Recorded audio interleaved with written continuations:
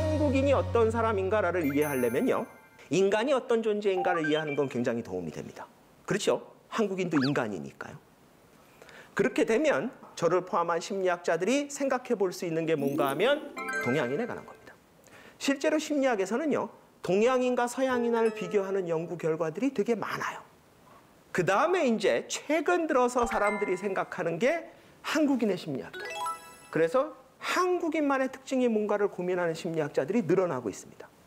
무슨 일이 한국에서 벌어지면은 한국 사회는 집단주의 때문에 그렇다. 이 집단주의를 극복해야 된다. 흔히 결론이 이렇게 가요. 개인주의인 서구 사회에서는 어쩌고 저쩌고 이러고 뭐 인권이, 자유가, 뭐 권리가 뭐 이런 얘기를 하고, 이 개인주의와 집단주의가 틀렸다는 얘기는 아니에요. 굉장히 한국인을 이해하는 데 도움이 됩니다. 문제는 개인주의와 집단주의를 가지고서 우리나라를 설명할 수 있느냐의 문제가 됩니다. 왜냐하면 살아가면서 여러분들이 이제 집단이냐 관계냐 이런 걸 얘기할 때 아무래도 한국인의 특성을 생각하려면 일본하고 좀 비교해보는 건 의미가 있을 것 같아서 가서 한번 살아봤습니다. 일본은요, 집단주의 사회에 진짜 잘 맞아요. 집단주의의 핵심이 뭔가 하면 한 집단에 인간이 들어가면요, 그 집단 속에 하나의 부품처럼 되는 거예요. 그래서 집단에서 주어진 역할을 충실히 수행하고요, 그 충실히 수행하는 거에 만족하고요, 그 다음에 집단의 목적을 위해서 개인의 목적을 희생하는 게 집단주의의 핵심 내용이에요.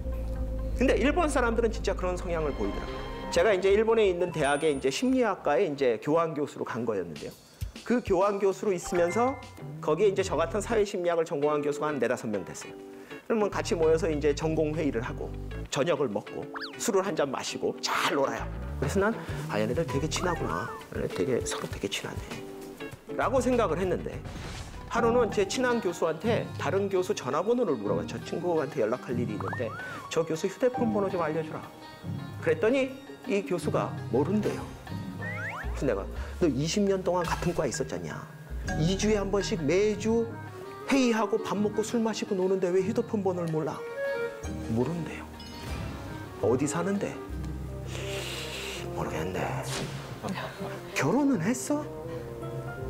아마 했나? 이러고 있어요. 물론 모든 사람이 다 그렇다는 건 아닌데 얘네들이요, 서로 개인적인 걸 거의 몰라요. 돌아버리겠어요. 그러니까 걔네는 틈이 없어요. 그러니까 정해진 대로 가야 되는 문화. 왜 정해진 대로 가요? 집단 속에서 자기의 역할이 있기 때문에 그래요. 우리나라는 뭐예요? 얘하고 나하고 합의만 보면 또 바꿔요. 이게 관계주의예요. 그래서 집단이냐 관계냐, 물론 집단주의적 성향이 없다라는 건 아니에요. 근데 그중에 상당 부분이 관계주의 때문에 집단주의인 것처럼 보여요. 특히 개인주의적인 서구의 사람들 눈에 보면은 비슷비슷하거든요. 그러니까 자기 스스로 자기 원하는 거 안 하고 뭔가 보면 그 집단하고 개인하고 관계가 애매하거든요. 그러니까 마치 그러면 한국도 집단주의인가 보다. 여기 지승현 아나운서님은 본인의 성격을 한번 표현해 보신다 그러면 한 몇 가지 정도. 저는 건강한 개인주의자이기를 원하는. 건강한 개인주의자이기를 원하는. 네. 이기적인 거는 싫은데요. 개인주의를, 그러니까 제가 이렇게 불편한 건 굉장히 싫고, 네. 제가 불편한데 나가서 뭔가 그 자리에 맞춰서 하다 보면 결국은 또 이렇게 관계가 좋아지지 않기 때문에 그런 관계를 좀 차단하려다 보니 주변 사람들이 너는 참 못됐다. 넌 되게 이기적이다. 너는 제가 지금 성격을 여쭤봤거든요. 네. 그러니까 결론은 못됐다는 거죠. 그렇죠? 네, 그렇게 될 때가 많더라고요. 네. 여러분들 전부 다한테요, 제가 성격이 어떠냐 그러고 한 분 한 분 물어본다 그러면 여러분들은 한 2~3가지의 특징을 가지고서 내 성격은 이렇다라고 얘기할 거예요. 뭐 못되시진 않으셨을 텐데 못됐다, 뭐 약간 개인주의적이다, 내성적이다, 외향적이다, 공격적이다, 뭐 굉장히 뭐 주장적이다, 여러 가지 단어를 쓸 수 있어요. 문제는 그 특징은 이 세상에서 여러분만 갖고 있는 게 아니에요. 일반적으로 우리가 어떤 성격을 얘기할 때는 다른 일반적인 평균값에 비해서 나는 이걸 조금 높게 갖고 있어요 라는 거를 얘기하죠. 그렇죠? 그리고 왜 설명이 기셨나 하면 결국은 그 하나 가지고 내가 설명이 되는 게 아니기 때문에 그래요. 그냥 제가 성격이 어떠세요? 그랬더니 지승현 아나운서가 못됐어요. 이러고 끝내버리면 이건 내가 아니죠. 이 세상에 나보다 못된 인간이 얼마나 많은데요. 안 그래요? 못되기만 한 인간도 있어요. 그러니까 난 그렇게 얘기하면 안 돼요. 내 몇된 면이 이런 면과 이런 면이 만나서 이렇게 돼서 나는 이런 사람이라는 거죠. 그러니까 집단주의 하나, 관계주의 하나로 우리를 설명하는 거는 아니에요. 일반적으로 심리학에서 집단 속에서 우리가 탈개인화가 얼마나 일어나나를 굉장히 중요한 변수로 생각을 합니다. 그러니까 여러분들이 일상에서 이제 살아가면서 이렇게 여러 집단 속에 군중처럼 모여 있으면 자기가 누군지 개인이 중요해지지 않고 집단 속에 한 사람이라는 게 중요해집니다. 이제 그 대표적인 게 뭐냐면 하루는 이제 나이트클럽을 대학교 때 갔는데 그때는 그 디스코텍 같은 게 굉장히 인기였어요. 그래서 뭐 사람을 너무 많이 받아요. 그러니까 이런 스테이지에 다 올라가지도 못해요, 사람이. 그러니까 막 복도에도 있고 막 난리도 아니에요. 그러니까 여기도 사람이 있고 여기도 사람이 있고 여기도 그냥 이러고 손가락만 움직이고 앉았네요. 이게 취미라고. 그러고 있는데 뭐 그래도 전혀 이상하지 않아요. 술도 취했고 뭐 어두운데 조명 돌아가고 음악 크게 나오니까 막 이러고 있어도 이상하지 않는데 갑자기 어느 순간 음악이 팍 터지면서 불이 확 켜지는 거예요. 왜냐? 단속을 나왔어요, 경찰이. 그땐 그런 게 있었어요. 이렇게 미성년자 잡는다고 중고등학생들. 그런데 그 순간까지 너무나 이상하지 않게 막 즐기고 있던 상황이 음악이 꺼지고 불이 탁 켜지니까 갑자기 어떤 사람 얼굴이 여기 있는 거예요. 여기도 하나 있어요. 여기 모르는 사람이 너무너무 불편한 거예요. 이게 뭔가 하면 불이 꺼지고 음악이 흐르고 술을 마시고 이러면 자기가 누군지 순간적으로 까먹는 거예요. 그 집단에서 이러고 놉니다. 이런 게 대표적으로 잘 나타날 수 있는 게 월드컵 같은 거 할 때 우리 시청 앞에 또 뭐예요? 다 똑같은 빨간 옷 입었잖아요. 여러분들 한 200m 밖에서 떨어지면 자기 부모도 못 찾아요. 자기 자식도 못 찾습니다, 이거. 이거 어디 있는 거예요? 다 똑같아요. 자기가 보기에도 남들하고 자기가 똑같아 보이는 순간이 언젠가 하면 자기 정체감이 약화될 때예요. 이거는 일반적으로 모든 문화에서 모든 사람한테 다 나타나는데 상대적으로 어디가 더 잘 나타나냐, 덜 나타나냐는 문화적 차이가 있어요. 이게 잘 나타날 수 있는 데가 어디냐? 집단주의 문화입니다. 그걸 뭘 볼 수 있나 하면요. 일본에 가면요. 남탕에 여자가 왔다 갔다 합니다. 저도 그걸 경험했어요. 일본 목욕탕에 가서 목욕을 이렇게 하고 나와서 다 벗었죠. 다 벗고 이제 몸 닦는다고 이러고 있는데 갑자기 어떤 아줌마가 수건을 몇 개 들고 이러고 들어와요. 뭐 어쩔 수 없이 너무 급해서 들어왔다 그러면 뭐 이러면서 죄송합니다 이러면서 빨리 갖다 놓고 아니에요. 굉장히 여유 있어요. 이렇게 살펴보고 그리고 다 갖다 놓고 챙기고 또 수건 모양도 잡고 이러고 앉았어요. 근데 걔네들이 그걸 아무렇지도 않게 생각해요. 여러분들 남탕에 여자 들어오는 것까지는 이해되는데 여탕에 남자 들어가는 일도 있어요. 실제로 이런 일이 있었다고 들었는데 여탕에 여자가 다 벗고 목욕을 하고 있는데 보일러가 뭐가 잘못됐다 그래서 남자가 들어와서 보일러 공이 그걸 수리하는 거예요. 한국 여자는 놀래가지고 이게 뭔 일이냐고 난리가 나잖아요. 일본 여자들 별로 신경 안 써요. 왜냐? 저 사람은 남자가 아니에요. 보일러 공이죠. 역할이에요. 그러니까 내가 다 벗고 이러고서 남자들이 있는데 수건을 갖다 놓는 사람은요. 이 사람은 거기 관리인이지 자기는 여자가 아니에요. 여러분들 만약 우리나라에서 그런 일이 벌어지면 어떻게 될 것 같아요? 고소하고 던지고 죽인다 그러고 집에 가서 남편한테 어느 남자가 들어와서 보일러를 고쳤는데 다 봤어 이러면 남편은 또 이 자식 어디 있어 이러면서 잡으러 가고 난리가 나요. 왜냐? 우리나라는 그 사람을 한 번도 보일러공으로 보질 않아요. 남자예요. 누가 뭐래도 저 사람은 남자예요.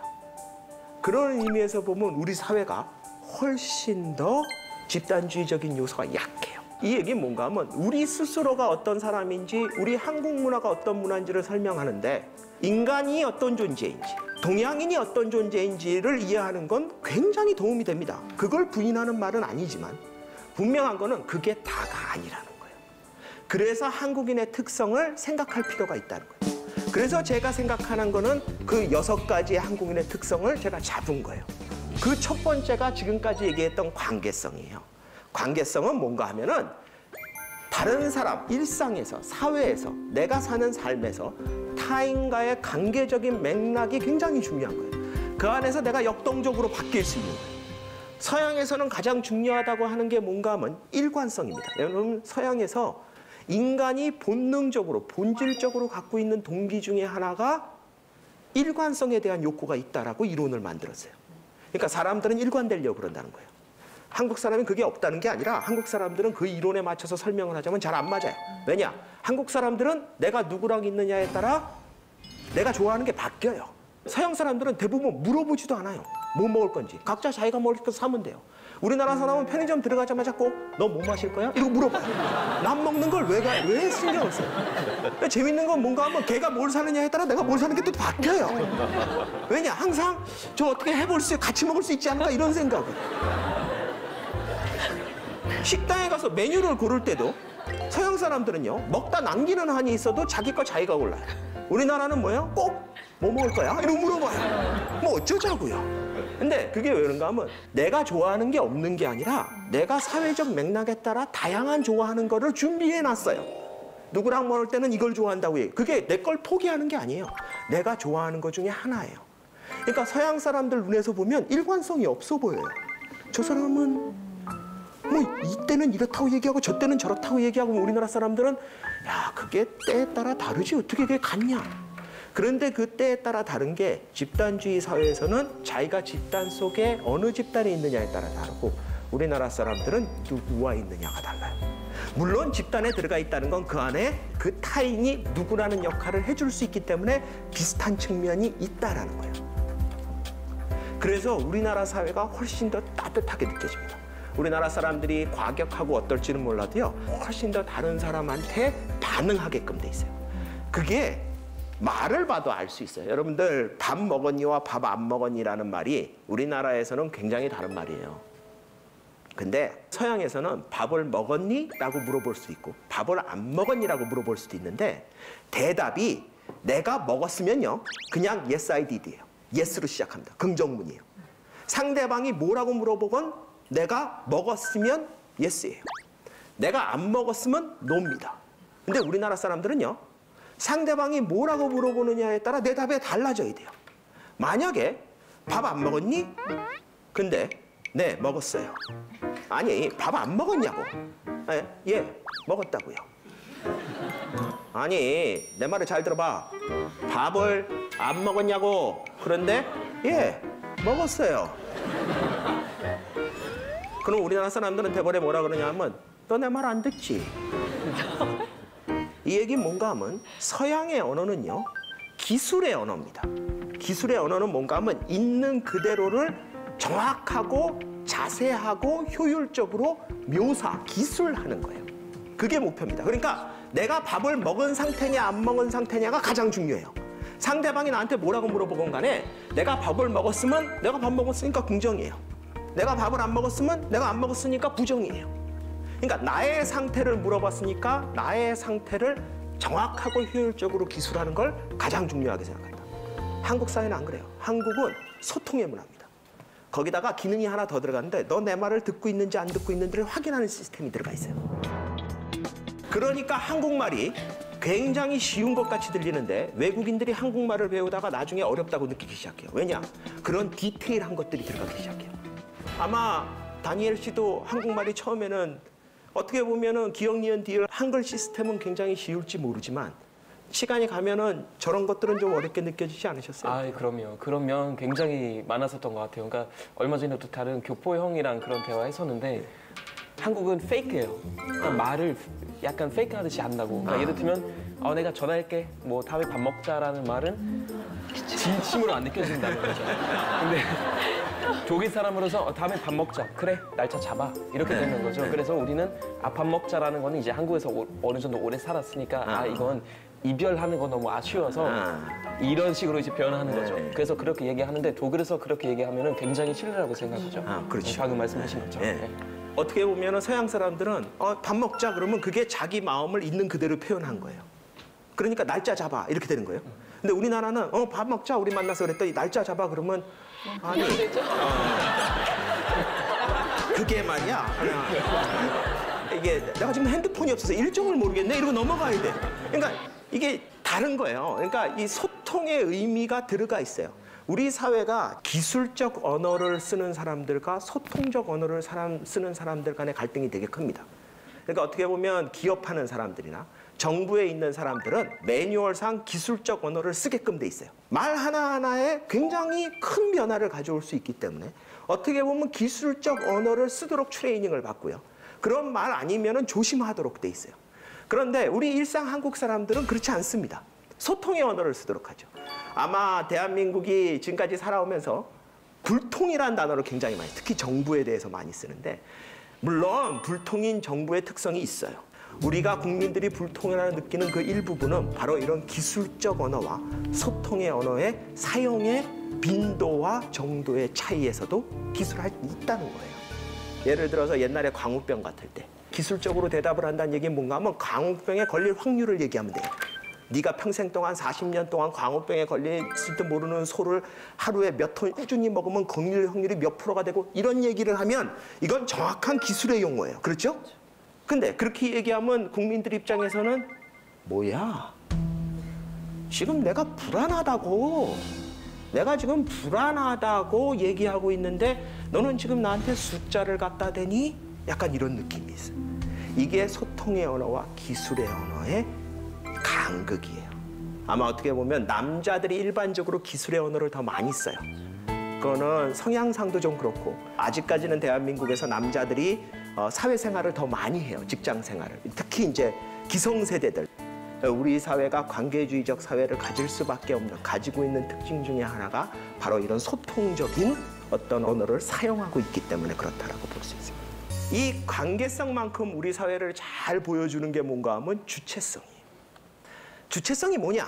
주체성은 흔히 얘기해서 자기의 존재감과 영향력을 확인하고 확대하려는 성향이에요. 초기에 동양과 서양을 비교하는 연구의 대부분은 미국과 일본을 비교했어요. 왜냐하면 그 초기에는 이제 중국이란 나라는 그때만 해도 미국의 학자가 접근할 수 없었고요. 그러니까 미국의 심리학자들이 가장 접근하기 쉬웠던 상대가 누군가 하면 일본이에요. 그러니까 일본을 상대로 연구를 해가지고 아까 전에 얘기했던 건 개인주의, 집단주의를 만든 거예요. 그런 것 중에 하나가 주체성입니다. 일본 사람들은 주체성이 낮다라는 얘기를 많이 했어요. 서구의 학자들이. 실제 초기에 연구를 해보니까 미국 사람들은 주체성이 높아요. 그리고 일본 사람들은 주체성이 낮아요. 그러면서 일본 사람들이 주체성이 낮으니까 동양 사람들은 주체성이 다 낮은가 보다. 그리고 퉁쳐버린 거예요. 그런데 최근에 일본과 한국을 비교하는 연구를 보면 한국 사람들이 일본 사람들에 비해서 주체성이 굉장히 높아요. 그러면은 우리나라 사람들이 미국 사람하고 주체성이 똑같은 모양이다. 아니요. 주체성은 같은데 그게 표현되는 방식이 틀려요. 서양의 사람들은요, 주체성을 어떻게 표현하나 하면 자율성으로 표현합니다. 그래서 서양 사람들은요, 자기가 스스로 원하는 걸 선택하는 게 침해받는 걸 굉장히 싫어해요. 우리나라 사람들은 자기가 원하는 거 그렇게 중요하지 않아요. 요즘은 그래도 덜한데 얼마 전까지만 해도요, 식당에 가면요, 나는 된장찌개, 나는 김치찌개 이러고 있으면 종업원이 이렇게 내려다보다가 그거 하나로 통일하면 빠르고 좋은데요? 뭐 이래요. 또 그러면 손님들이 그래요? 우리 김치찌개로 할까? 이래요. 분명히 된장찌개 원한다고 얘기한 사람이 10초 전에 있었는데 갑자기 합의를 보겠다 그래요. 그러니까 이런 일이 왜 벌어지나 하면은 우리 국민 대부분이 조금씩 자기가 스스로 원하는 걸 선택하는 게 포기될 수 있다고 생각을 해요. 그걸 지켜주는 게 그렇게 중요하지 않다고 믿기 때문에 우리나라가 그런 일이 벌어질 수 있는 거예요. 그런 자율성의 의미에서 보면 일본과 우리나라가 낮기는 마찬가지예요. 우리나라는 관계성 때문에 다른 사람을 고려해야 되고, 일본 사람들은 집단을 고려해야 되기 때문에 자기 스스로 자기가 원하는 걸 선택하는 것 자체는 좀 약해요. 그런데 우리나라가 일본에 비해서 주체성이 높은 건 어떻게 나타나냐? 존재감으로 나타나요. 우리나라 사람들은 자기가 이 자리에 존재한다는 것을 인정받아야 돼요. 인정받아야 된다는 얘기는 왜 나오나 하면 스스로 자기가 존재감을 인정하지 않는다는 얘기예요. 왜? 관계성 때문에 그래요. 서양 사람들은 주체성이 높아도 여기 자기가 있다는 걸 스스로 인정하는 형태로 나타나요. 개인주의니까. 근데 우리나라는 관계주의니까 그걸 인정을 못 받는다는 느낌을 받으면은 어떤 말이 나오냐? 무시한다라는 느낌으로 가는 거예요. 여러분들, 이렇게 주체성이 사는 한국 사람들이 가장 좋아하는 말이 이거예요. 한턱 쏜다. 한국 사람들은 쏘기 위해서 살아요. 제가 아는 일본 교수가요, 한국에 와서 오래 계셨는데 그분한테 한국에 와서 가장 이해하기 힘들었던 것들이 뭐가 있냐 물어봤더니 그 중에 하나가 한턱 쏜다래요. 그래서 제가 이게 뭐가 어려워? 그랬더니 일본 교수님이 그래요. 내가 저 뜻을 잘못 알고 처음에 실수를 너무 많이 했어 그러는 거예요. 그래서 내가 무슨 뜻인 줄 알았는데 그랬더니 이 일본 교수님이 그러는 거예요. 저 한턱 쏜다를 나는 자기가 밥값 낸다는 얘기인 줄 알았어. 그래서 제가 맞는데 밥값 낸다는 거? 그랬더니 일본 교수님이 그러는 거예요.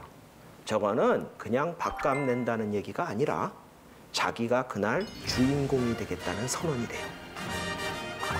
물론 항상 한턱 쏜다는 거를 그런 상황에만 쓰는 건 아니지만 우리가 일반적으로 한턱을 쏜다 그럴 때는 자기가 한턱 쏠 만한 일이 있을 때예요. 보통 자기한테 좋은 일 있을 때. 승진했을 때, 뭐 생일이라든지 아니면 좋은 일 있을 때. 이럴 때 한턱 쏜다고 그러는 거예요. 여러분들 대한민국에서 밥값을 내야 될 때는 여러 가지 상황이 있는데 가장 극단적인 게 한쪽에 한턱 쏜다고요. 정반대쪽으로 극단적인 게 뭐냐 하면 접대할 때예요. 근데 이게 왜 반대쪽이냐 하면 한턱 쏠 때는요, 내 존재감을 드러내는 날이고요. 접대할 때는요, 내 존재감을 죽이는 날이에요. 여기 계신 분들이 뭐 젊은 분들은 접대할 기회가 별로 없으셨을지 모르지만 대한민국에서 접대는 어떻게 합니까? 접대할 때 계산 어떻게 하세요? 밥 먹기 전이나 밥 먹다가 도중에 아, 오늘 이거 제가 쏩니다. 그러면 접대가 될까요, 안 될까요? 안 되죠. 아니, 내가 밥값 낸다는데 왜 안 돼요? 그게 안 되는 이유는 그 말이 단순히 밥값을 내는 게 아니에요.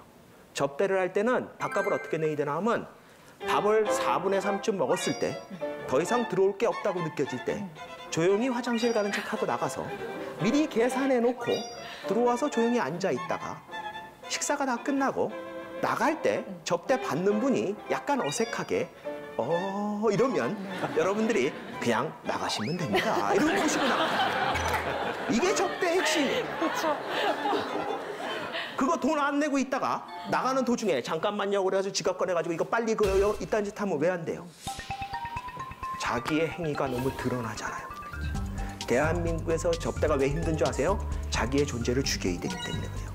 상대방한테 좋은 걸 주는 게 아니라 자기의 존재는 그날 없어요. 자기는 뭐예요? 그림자가 되는 거예요. 그거의 정반대가 뭐냐? 한턱 쏜다요. 이날은 내가 주인공이에요. 그러니까 좋은 일 있을 때 내가 주인공이 될 만한 일이 있을 때 외치는 거예요. 여러분들 이게 굉장히 조심해야 되는 게 대한민국에서 별일도 없는데 자꾸 한턱 쏜다 그러면요. 밥 사고 욕 먹어요. 생각해보세요. 누가 여러분들한테 자꾸 점심 때 아무 이유가 없는데 자기가 쏜다 그러면서 여러분한테 밥을 사주면 사실은 얼마나 고마운 일이에요. 난 돈 안 들고. 근데 한국 사람들은 그냥 고맙다고 안 끝나요. 한 몇 번 얻어먹고 나면 마음속에서 이런 생각이 들어요. 지가 뭔데? 그러니까 우리나라 사람들은 밥을 얻어먹는 거에 한턱 쏜다는 거에 존재감을 많이 부여해요. 그래서 내가 한턱 쏜다고 외칠 만한 일이 있을 때 외치셔야 돼요. 그것도 굉장히 중요한 기술이에요. 대표적인 게 뭐예요? 자녀가 대학 붙었을 때. 그거 한턱 쏴야 돼요. 여러분들이 이제 자녀가 대학 붙었다는 게 직장에 소문이 나면 이제 와가지고 축하해, 수고했어, 고생했어, 붙었다며 막 이러면서 그러는 거예요. 그럼 여러분들이 씩 웃으면서 거뭐 다 붙는 거 가지고 뭐 이러는 거예요. 그러면서 뭐라 그래요? 내가 오늘 쏠게! 그러는 거예요. 그래가지고 이제 식당에 가서 고기 굽고 술 마시고 막 놀고 있는데 옆에 부서에 있는 사람이 늦게 왔어요. 늦게 와서 아 미안해 내 보고 때문에 늦었어. 축하해. 막 그랬더니 아 괜찮아. 앉아서 먹어. 그랬는데 조금 먹고 있다가 갑자기 이 늦게 온 인간이 슬쩍 자기 자식이 더 좋은 대학에 붙었다고 얘기를 해요. 이거 말 그대로 완전히 개판된 거예요. 어떻게 보면. 근데 솔직히 얘기해서 그렇게 짜증날 만한 일도 아닐 수도 있어요. 왜냐하면 객관적으로 생각해 보면 그 사람 자식이 더 좋은 대학에 붙었다고 내 자식이 떨어지는 것도 아니잖아요. 그렇죠. 그러니까 이 자리는 내 자식 붙은 거 축하하는 자리니까 계속 축하하고 놀면 되는데 왜 분위기가 이상해지나 하면 그 얻어먹는 사람들이 전부 다 돈은 이 사람이 내는데 주인공이 바뀐 게 느낌이 와요. 우리나라를 서열 사회라고 부르는데 물론 서열 사회예요. 근데 우리나라가 서열을 중요시하는 이유는 뭔가 하면 주인공이 누군지를 가리는 게 굉장히 중요하기 때문에 그래요. 그러니까 일본의 서열 사회는 조직화된 부분에서 내가 어디에 들어가냐인데 우리나라 사회는 그게 아니라 오늘 이 자리의 주인공이 누구야? 그걸 굉장히 따져요. 그걸 볼 수 있는 게 뭔가 하면 우리나라의 예의 중에 하나는 뭔가 하면 자기가 아무리 서열이 높아도 부하 직원이 서열이 낮은 사람이 주인공이 될 만한 일이 있을 때는 상사도 조용히 있어야 돼요. 설치면 안 돼요. 왜냐? 제가 주인공이니까. 만약 완벽하게 경직된 서열 사회라면 그게 불가능하겠죠. 근데 우리 사회는 주인공을 훨씬 더 따지는 사회예요. 그러니까 그 한턱 쏘고 싶어 하는 거예요.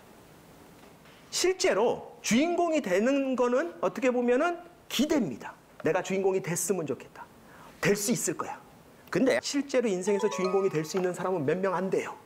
그래서 대부분의 경우 그 믿음들은 다 착각으로 끝납니다. 그걸 뭐라고 부르나 하면 비현실적 낙관주의라고 불러요.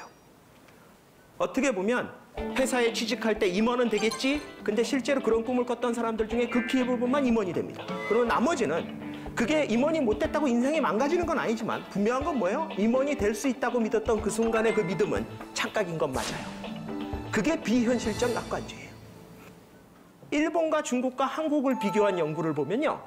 자기 존중감, 자기가 얼마나 가치 있는 사람이라고 생각하느냐에서는 큰 차이가 안 납니다. 일본이 조금 낮기는 한데 큰 차이가 안 나요. 재밌는 건 뭔가 하면 비현실적 낙관성에서는 어마어마한 차이가 납니다. 일본 사람들은요, 없어요. 중국은 어느 정도 중간이에요. 우리나라는 어때요? 만땅이에요. 이런 한국 사람들이 저런 어떻게 보면 될지 안 될지도 모르고 일제강점기가 끝나고 전쟁이 끝나고 나서 폐허 속에서 전 세계 어느 누구도 저 나라가 잘 될 거라고 생각하지 않을 때 모두 다 내가 할 수 있다. 내가 해야 된다. 나라면 할 수 있다. 이런 주체성을 가지고 있었기 때문에 가능했던 거예요. 이렇게 주체성이 강한 한국 사람들이 그 다음으로 좋아하는 말이 뭔지 아세요? 주인공의식. 지금 얘기했죠. 주체성 가진 사람들은 자기가 주인공이 되고 싶다고. 이 주인공의식을 잘 볼 수 있는 게 뭔가 하면 한턱 쏜다 말고 또 있는데 사진 찍는 거예요. 제가 유학을 끝내고 연구원이 돼가지고 미국 대학교에 취직을 했어요. 그래서 간 데가 어디였나 하면 미국의 플로리다예요. 근데 플로리다에 뭐가 있나 하면 전 세계에서 제일 큰 ธีม파크라 그러죠. 놀이동산이 있어요. 미국 사람들도 디즈니월드를 아무나 가는 거 아니에요. 그러니까 걔네들도 드림 컴스 트루예요. 자기가 어렸을 때부터 만화 주인공에서부터 뭐 여러분들 디즈니월드 가면요. 애들보다 부모들이 더 난리치는 사람들 많아요. 막 미키 쫓아 막 으악 막 춤추고 막. 플로리다에서 살면은 1년 연간 회원권을 10만 원인가 주면은 살 수 있어요. 그래서 거의 매 주말마다 디즈니월드를 갔어요. 근데 매 주말마다 디즈니월드를 가면 가끔 가다가 한국 관광객이 옵니다. 한국 가족이. 근데 재밌는 게 뭔가 하면 한국 가족이랑 미국 가족이랑 사진 찍는 스타일이 틀려요. 미국 부모들은 사진을 이렇게 찍어요. 이제 미키하고 미니마우스가 지나가면 애들이 막 쫓아가서 좋아하고 춤추고 막 이러면요. 그걸 막 미키마우스하고 미니마우스를 찍어요. 춤추는 거. 그러고 나서 나중에 애들한테 보여주는 거예요. 너 이거 봤지? 그러니까 서양에서의 사진이라는 거는 일반적으로 자기의 기억을 되살려주는 도구예요. 우리나라 부모들은요, 미키하고 미니마우스가 이렇게 나오면은 이렇게 얘기해요. 가서 서 그래요. 그럼 애가 가서 이렇게 서요. 그러면 여기 봐 여기. 이제 부모가 그러는 거예요. 그러면 애가 이렇게 미키마우스 앞에서 이러고 있으면 이제 구도 잡아가지고 탁 찍어요. 그럼 나중에 가서 애한테 보여줘. 너 이거 봤지? 그럼 왜? 못 봤는데? 애는 카메라 보느라고 미키마우스를 본 적이 없어요. 정작 미키마우스하고 미니마우스를 보여주겠다고 데리고 가서 미키마우스, 미니마우스는 엄마 아빠가 실컷 보고요. 애는 엄마 카메라만 보다가 왔어요. 왜 이러냐? 우리나라 사진은요. 주인공이 자기나 자기한테 중요한 사람이 없으면 사진이 아니에요. 여러분들 제가 그걸 보여주려고 이 사진을 갖고 왔는데 제가 얼마 전에 가족여행을 갔습니다. 스페인으로. 갔더니 바르셀로나에 이게 있더라고요. 이 가우디 성당이라고 그러는 건데 뭐 가족 성당 뭐 이러죠. 이게 1882년인가부터 짓기 시작했대요. 저기 보시면 알겠다. 아직도 짓고 있어요. 100몇십 년을 짓고 있는 거예요. 가면 기가 막힙니다. 이게 미치지 않고서야 이런 짓을 어떻게 하냐 싶어요. 그 정도의 규모로 너무너무 아름답게 지어놨어요. 뭐 보면 이게 한 장면이라서 그렇죠. 어마어마한 규모의 성당에 온 벽이 다 스테인글라스 같은 걸로 너무너무 아름. 빛이 들어오면 뭐 죽입니다. 이런 사진도 있어요. 기가 막혀요. 천장 하나하나까지 그냥 한 게 없어요. 이게 가우디의 인생의 역작이에요. 대표적인 거라고 그러죠. 이 사진하고 한번 비교해 보세요. 이 두 아이가 제 인생의 역작이에요. 아직도 찍고 있어요.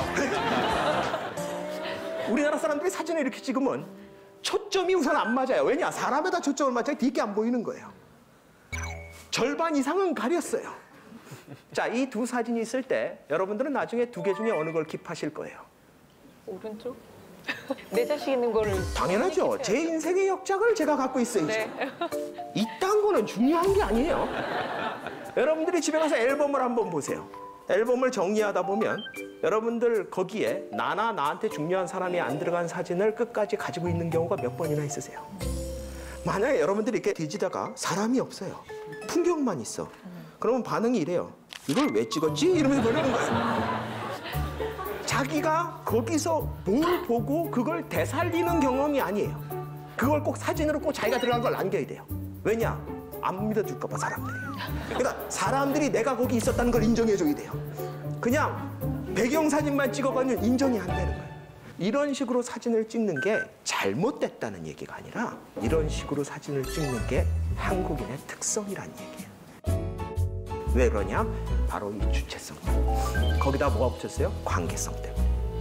이런 주체성이 또 하나 우리 사회를 특이하게 만드는 것 중에 하나가 뭔가 하면요, 이거예요. 제가 생각하기에는 주체성이 높은 우리나라 사람들이 제일 좋아하는 게 뭔가 하면 생각하기예요. 우리나라 사람들은 참 생각하는 거 좋아해요. 제가 일본에 있을 때요, 미치고 펄쩍 뛰는 게 뭔가 하면 같은 동네에 사는 선배가 저한테 자전거를 하나 빌려줬어요. 자전거 타고 다니면 일본은 좋다. 그러니까 편할 거다. 자전거를 갖다가 이제 제가 있는 그 교수용 아파트 자전거 주차장이 걔네는 따로 있어요. 거기다 딱 갖다 세웠더니 갑자기 경비원이 나와요. 그러더니 너 이거 등록했니요? 지금 뭔 소리냐? 그랬더니 자전거 등록해야 된다. 돈을 내고 경찰서에다 등록을 해요. 그래서 내가 그걸 왜 하냐? 그랬더니 그래 이제 네가 잃어버릴 때 찾을 수 있고 어쩌고 저쩌고 한다. 이렇게 봤더니 등록은 돼 있네. 이건 뭐냐? 그래서 내가 이거 내 선배 이름으로 등록된 거다. 그래서 그러니 네 이름으로 등록해야 된대요. 그래서 내가 아니 이거 몇 개월만 쓰다가 돌려줄 거다. 어? 아니 네 말대로 잃어버리면 내 선배한테 연락이 갈 테니까 그러니까 아무런 걱정 없다. 안 된대요. 그래서 제가 처음에 막 설명을 하려고 그러다가 안 되니까 알았다 등록하겠다. 그리고 이제 도망을 다녔어요. 결국은 한 달쯤 도망을 다니다가 7번째 나한테 등록하라고 얘기할 때 제가 더러워서 한다 이러고 가서 했어요. 근데 한번 생각을 해보세요. 내가 몇 개월만 쓰고 돌려줄 거면 내가 이걸 등록을 했다가 또 그 선배한테 돌려주면 그 선배는 등록을 또 다시 해야 되잖아요. 이게 얼마나 불편해요. 모든 면에서 보면 그냥 안 하는 게 맞아요. 근데 얘네들이 그런 생각을 안 해요. 해야 된대요. 우리나라 사람들이요. 뭐 물어볼 게 있어서 동사무소나 구청이나 이런 데 가가지고 공무원한테 이거 이렇게 하면 됩니까? 이건 어떻게 합니까? 라고 물어봤을 때 그거는 매뉴얼상 원칙상 안 됩니다. 그럼 우리나라 국민들이 거기서 그렇습니까? 죄송합니다. 이러고 나오는 국민 봤어요? 많은 사람들이 요즘은 그래도 옛날에 반응이 어땠냐? 딱 이래요. 씩 웃으면서 되겠구만 이러고 시작하는 거예요. 왜냐? 자기가 보기엔 될 것 같거든요. 우리나라 사람들은요, 자기가 판단해서 안 될 것 같은 건 가서 물어보지도 않아요. 가서 되냐 안 되냐 물어보는 건 대부분 된다고 생각해서 물어보는 거예요. 근데 상대방이 안 된다 그러는 거예요. 우리나라가 이제 저신뢰 사회다. 신뢰가 낮다 이런 얘기를 많이 해요. 그렇죠? 근데 우리나라 사회가 저신뢰 사회라는 결론이 어디서 나오나 하면 일반적으로 월드 밸류 서베이 같은 거를 하는 겁니다. 국회는 얼마나 신뢰하냐, 정당은 얼마나 신뢰하냐, 사법부는 얼마나 신뢰하냐, 가족은 얼마나 신뢰하냐 이런 거를 수많은 나라의 국민들한테 물어보는 거예요. 그러면 이제 보기를 줘요. 물어보면서 굉장히 신뢰한다, 어느 정도 신뢰한다, 별로 신뢰하지 않는다, 전혀 신뢰하지 않는다. 이 4개의 보기 중에 사람들 보고 고르라 그러는 거예요. 그러고 나서 나중에 그 나라 국민들이 얼마나 어디에 많이 대답을 했느냐, 평균값이 얼마 정도 되느냐를 가지고서 그 나라는 신뢰지수가 높다, 신뢰가 낮다 이런 얘기를 하는 거예요. 재밌는 건 뭔가 하면 이 월드 밸류 서베이 같은 거는 면접원이 직접 국민한테 가서 물어봅니다. 샘플한테. 왜냐하면 아직도 문맹률이 글자를 읽을 줄 모르는 국민들이 많은 나라에서는 설문이 안 돼요. 그래서 직접 면접원이 샘플로 포함된 사람한테 찾아가서 말로 물어보게끔 돼 있어요. 이걸 말로 하다 보니까 어떤 일이 벌어지나 하면 가끔 가다가 대답을 안 하는 인간이 있어요. 물어봤는데 이러고 대답을 안 해요. 근데 뭐 억지로 대답을 하라 그럴 수는 없고 또 하나가 뭐가 있나 하면 모르겠는데요 라고 대답하는 문항이 있어요. 그 자료를 보면요. 일본 사람들은 대답을 안 하는 사람은 없어요. 우리나라 사람들은 간혹 있어요. 대답을 안 하는 사람. 근데 일본 사람들은요. 모르겠다고 대답하는 사람이 되게 많아요. 우리나라는 모르는 사람은 한 명도 없어요. 이게 어느 정도인가 하면 가족을 얼마나 신뢰하느냐. 그러면은 일본 사람들은요. 모르겠다고 대답하는 인간이 있다는 거예요. 만약 여러분들한테 누가 국회를 신뢰하십니까? 그랬더니 여러분이 모르겠는데요. 그럼 보통 이렇게 뭐 아니 당신이 국회를 신뢰하냐고요. 모르겠는데요. 그러면 어떻게 대답이 나오냐? 너 아무 생각 없이 사는구나 이러는 거예요. 그러니까 우리나라 사람들은 자기 의견을 강하게 표현하고 갖고 있는 거에 대해서 별로 거부감이 없어요. 근데 일본 애들은 자기 스스로 생각하는 거를 별로 좋아하지 않습니다. 상대적으로. 전혀 아니란 얘기가 아니라. 그래서 걔네들이 실제로 표현만 안 하는 게 아니라 생각 자체도 잘 안 해요. 그러니까 저 같은 사람이 가서 이거 자전거 몇 개월만 탈 거라니까 돌려줄 거. 네가 생각해도 말이 되지 않아? 난 이런 식으로 얘기를 해요. 조금만 생각하면 해결 방법이 나오잖아. 걔네들은 등록하세요. 그거 한마디예요. 그러니까 우리나라 사람들은 참 생각을 많이 하고 좋아해요. 그걸 뭘 보면 알 수 있나 하면요. 이걸 보면 알 수 있어요. 이게 자동차 사고 사망자 비율이에요. OECD 국가입니다. 이건 이제 국민당 자동차 사고 사망자 비율 상당히 높죠. 우리나라에서 법규 준수율이 OECD 국가 중에 몇 위쯤 되는 줄 아세요? 그러니까 법을 얼마나 교통법규를 잘 지키냐. 최하위. 최하는 아니고요. 최하위권입니다. 예. 27위에서 28위 정도 나온다. 34, 5개월. 그러니까 최하위권 맞아요. 그런 자료를 보면서 외국의 학자가 저한테 이렇게 얘기를 하겠죠. 아, 한국 사람들은 법을 우습게 하나 봐. 한국 사람들은 준법의식이 약한가 봐. 한국 사람들은 범법자가 많은가 봐.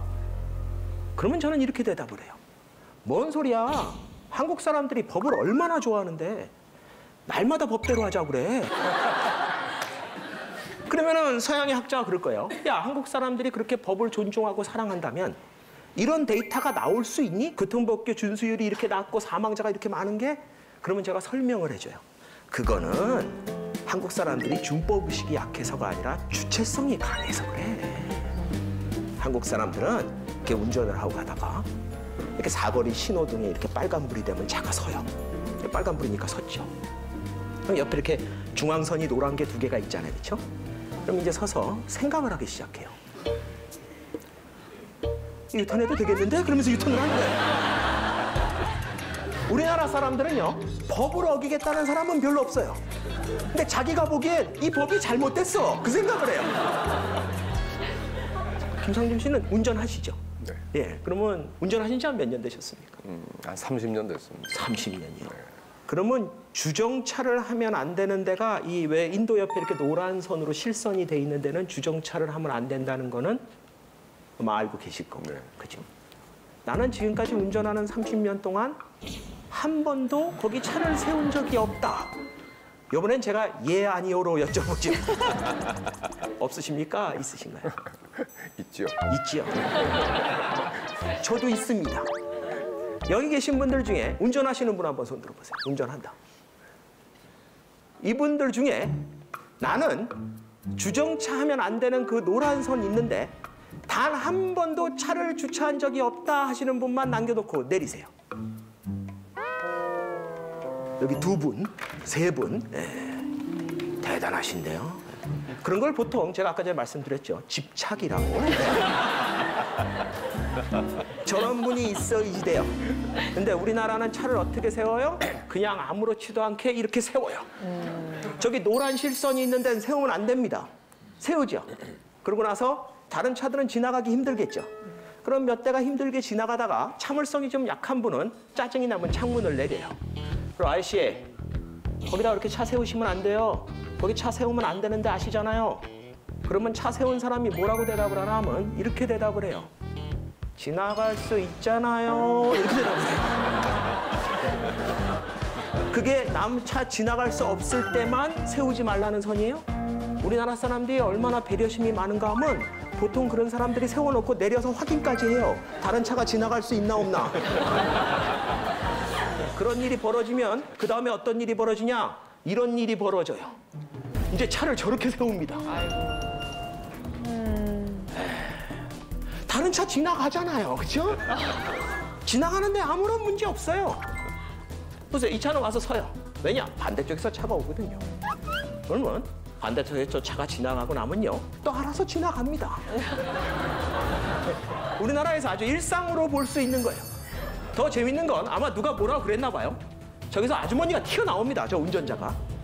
그러는데 하는 행동이 어떠신가 한번 보세요. 주변을 둘러보면서 왜? 지나갈 수 있는데? 이런 표정으로 지나. 이게 우리 사회가 지금 많은 사회적 갈등 중에 뭔가 하면 법을 지키지 않는다는 게 있어요. 그런데 만약에 그렇게 법을 잘 지키는 국민들이 사는 사회라면 진작에 법은 모두 다 잘 지키는 사회가 됐을 겁니다. 제가 농담 삼아 이런 얘기를 합니다. 전 세계에서 우리 대한민국이 최초로 발명한 기계는 별로 몇 개 없는 것 같아요. 근데 전 세계에서 어떤 기계든지 한국에 갖고 들어오면 제일 잘 쓰는 건 우리나라가 제일 잘 씁니다. 왜냐? 매뉴얼대로 안 써요. 모든 매뉴얼은요, 일반적으로 그 기계가 할 수 있는 100% 용량에 맞춰놓지 않습니다. 대부분 안전하게 오랫동안 쓰기 위해서 용량의 한 80% 이렇게 맞춰놓는 거예요. 그러면 그걸 지키면서 쓰면 사실 그 기계가 할 수 있는 거에 80%뿐이 못 씁니다. 근데 우리나라 사람들은 뭐예요? 쓰면서 그런 될 것 같은데? 내가 보기에 되겠구만 이러면서 가는 거예요. 그러면 온 국민이 다 모든 기계를 120%, 150%까지 쓰면서 삽니다. 기계만 그렇게 썼을까요? 아니요. 자기 몸도 그렇게 썼고요. 자기 마음도 그렇게 썼어요. 그러니까 온 대한민국 국민들은요. 자기의 120%, 150%를 쓰면서 살았던 거예요. 그러니까 대한민국이 전 세계에 유례가 없는 경제 발전이 일어나는 거예요. 전 세계에 유례가 없는 한 번도 없고 다른 나라가 해본 적도 없는 경제 발전이 그냥 뜨뜻미지근한 한국인들이 해낼 수 있어요? 못해요. 전 세계에 유례가 없는 일이 벌어지려면 전 세계에 유례가 없는 뭔가가 있어야 돼요. 그게 뭐예요? 바로 저 관계성과 주체성이에요. 그래서 그 주체성과 관계성이 나타나는 게 뭔가 하면은 너 내가 누군지 알아요. 너무나 쉽게 하는 거예요. 동사무소나 구청 같은 데 가서 뭐 언쟁 붙으면은 아무렇지도 않게 그래요. 한국 사람들이. 너 내가 누군지 알아? 치는 거 한번 보고 싶으면요. 이렇게 대답하면 돼요. 몰라. 몰라. 우리나라 국민이 5천만인데 내가 누군지 알게 뭐예요? 우리나라 사람들은 이 관계성과 주체성 때문에 갑질이 생기는 거예요. 나를 인정해줘야 되는 거예요. 그 사람이 바보라서 원칙을 모르고 그런 게 아니래요. 우리 대한민국의 많은 갑질이 여러분 모두 다 해당해요. 여러분이 식당에 가면 여러분이 갑이에요. 거기서 일하는 분들은 을입니다. 힘의 불균형에서 갑질은 나올 수밖에 없는데 왜 이렇게 극단적이고 비이성적인 형태로 나오냐? 왜 가끔 나오는 거 보면 이성을 잃은 것처럼 보이냐? 그 이유가 뭐냐? 자기가 무시받았다는 느낌을 받아서 그래요. 지금 많은 세대 갈등이 있다 그러는데 세대 갈등의 원인 중에 하나는 이 주체성이에요. 왜냐? 여러분들 대한민국을 이만큼 잘 살게 만들어 놓은 기성세대, 그러니까 여기 젊으신 분들의 할아버지 세대쯤, 여기 나이 드신 분들의 부모님 세대쯤은요, 그분들은 주체성이 만땅으로 채워지신 분들이에요. 왜냐하면 그분들은요, 대한민국에서 다 처음 해봤어요. 다리도 처음 나봤고요, 학교도 처음 만들어봤고요, 이런 세트장도 처음 만들어봤고, 방송도 처음 만들어보고, 뭐든지 다 처음 해본 사람들의 특징이 뭔지 아세요? 자기 마음대로 할 수 있다는 거예요. 그분들은 그러면서 뭐예요? 다 자기가 한 것 같은 거예요. 왜냐? 그때는 조직이 다 작았어요. 그때는 내 존재감을 100% 느끼면서 내 마음대로 할 수 있는 시대였어요. 지금 우리 부모님 그런 세대들 중에 대학을 나온 분들, 고등교육을 받은 분들이 얼마 되진 않지만 그분들이 그 교육을 받을 때 그분들의 부모님들은 잔소리 안 했어요. 왜냐? 그분들은 교육을 받아본 적이 없거든요. 대부분. 그래서 지금 이 대한민국의 경제 발전을 이끈 기성세대가 교육을 받을 때 그 부모님들은 하는 소리가 뭐였어요? 밥은 먹었니? 건강 챙기고 믿는다. 뭐 이런 소리 하면서 갔어요. 그러니까 자기 마음대로 한 거예요. 공부도 자기 마음대로 해보고. 근데 그렇게 해서 주체성을 만땅으로 채우신 강하신 분들이 무슨 짓을 했냐? 젊은 세대들이 판단해야 될 것까지 자기 마음대로 다 해버리려고 그래요. 젊은 세대들이 공부하려고 그러면 야 그거 아니다 이거다. 저거 해보려고 그러면 그거 내가 해봤는데 안 되더라. 뭐 한다 그러면 야 그거 저 텔레비전에 야 하버드간에 나온다 야 와서 봐라. 내가 공부한다는데 그것도 내 마음대로 못하게 해요. 학원은 여길 가라 뭐 모든 걸 다 그런 식으로 우리 사회가 만들어버렸어요. 그러니까 뭐예요? 그나마 주체성이 한국 사람들은 강한데 누가 시키는 대로 하면 불만이 많아요. 이 불만을 해소하는 방법은 두 가지예요. 자빠지는 거예요. 뭐 어차피 내가 할 것도 아니고 내가 해봐야 의미 없는데. 무기력해지는 거예요. 또 하나는 뭐예요? 분노하는 거예요. 지금 우리 사회가 그 갈림길에 있는 거예요. 대한민국을 이런 어떤 세계의 유례가 없는 경제 발전을 이끌었던 바로 그 원동력이 바로 우리 스스로를 불행하게 만들 수밖에 없다는 거예요. 여러분들이 주인공이 되고 싶어요. 그건 누구나 그래요. 특히 다른 사회에 비해서 한국 사람들이 더 그래요. 문제는 주인공 되기가 얼마나 힘든데요. 옛날에 200명이 모여 있을 때는 나 한 명 빠지면 200분의 1이 빠지기 때문에 다 알아요. 요새 대기업 같은데 30만 명인데 나 빠지면 압니까? 옛날에는 우리의 기성세대들은요. 자신의 존재감을 느끼고 싶지 않아도 느끼면서 살 수밖에 없었어요. 이제는 뭐예요? 여러분들은 75억 인구 중에 한 명이 돼버렸어요. 우리나라가 왜 이렇게 불행할까요? 가진 게 없어서? 가진 게 없어서 불행하다 그러면요. 솔직히 대한민국 70년 역사에서 지금이 가장 행복해야 되는 거 맞아요. 왜냐? 가진 건 더 많은 거 맞아요. 우리가 가진 것 때문에 불행해진다면 지금 아무도 불행하면 안 돼요. 상대적으로는. 평균적으로는. 가진 것 때문에 불행한 게 아니라 그 수많은 사람들한테 인정받을 일이 별로 없기 때문에 그래요. 한턱 쏠 일도 별로 없어졌고요. 내 존재감을 알아주는 사람도 별로 없고요. 그런 한국 사회에서 우리가 어떻게 살아야 되냐? 어떻게 주인공으로 살 거냐? 딱 두 가지예요. 하나는 뭐예요? 나를 인정하는 수밖에 없어요. 과거처럼 남한테 의존하고 다른 사람한테 존재감을 받는 시대가 아니에요. 여러분들이 그러려면 전 세계 75억 인구한테 존중받아야 돼. 존재감이 있어야 돼.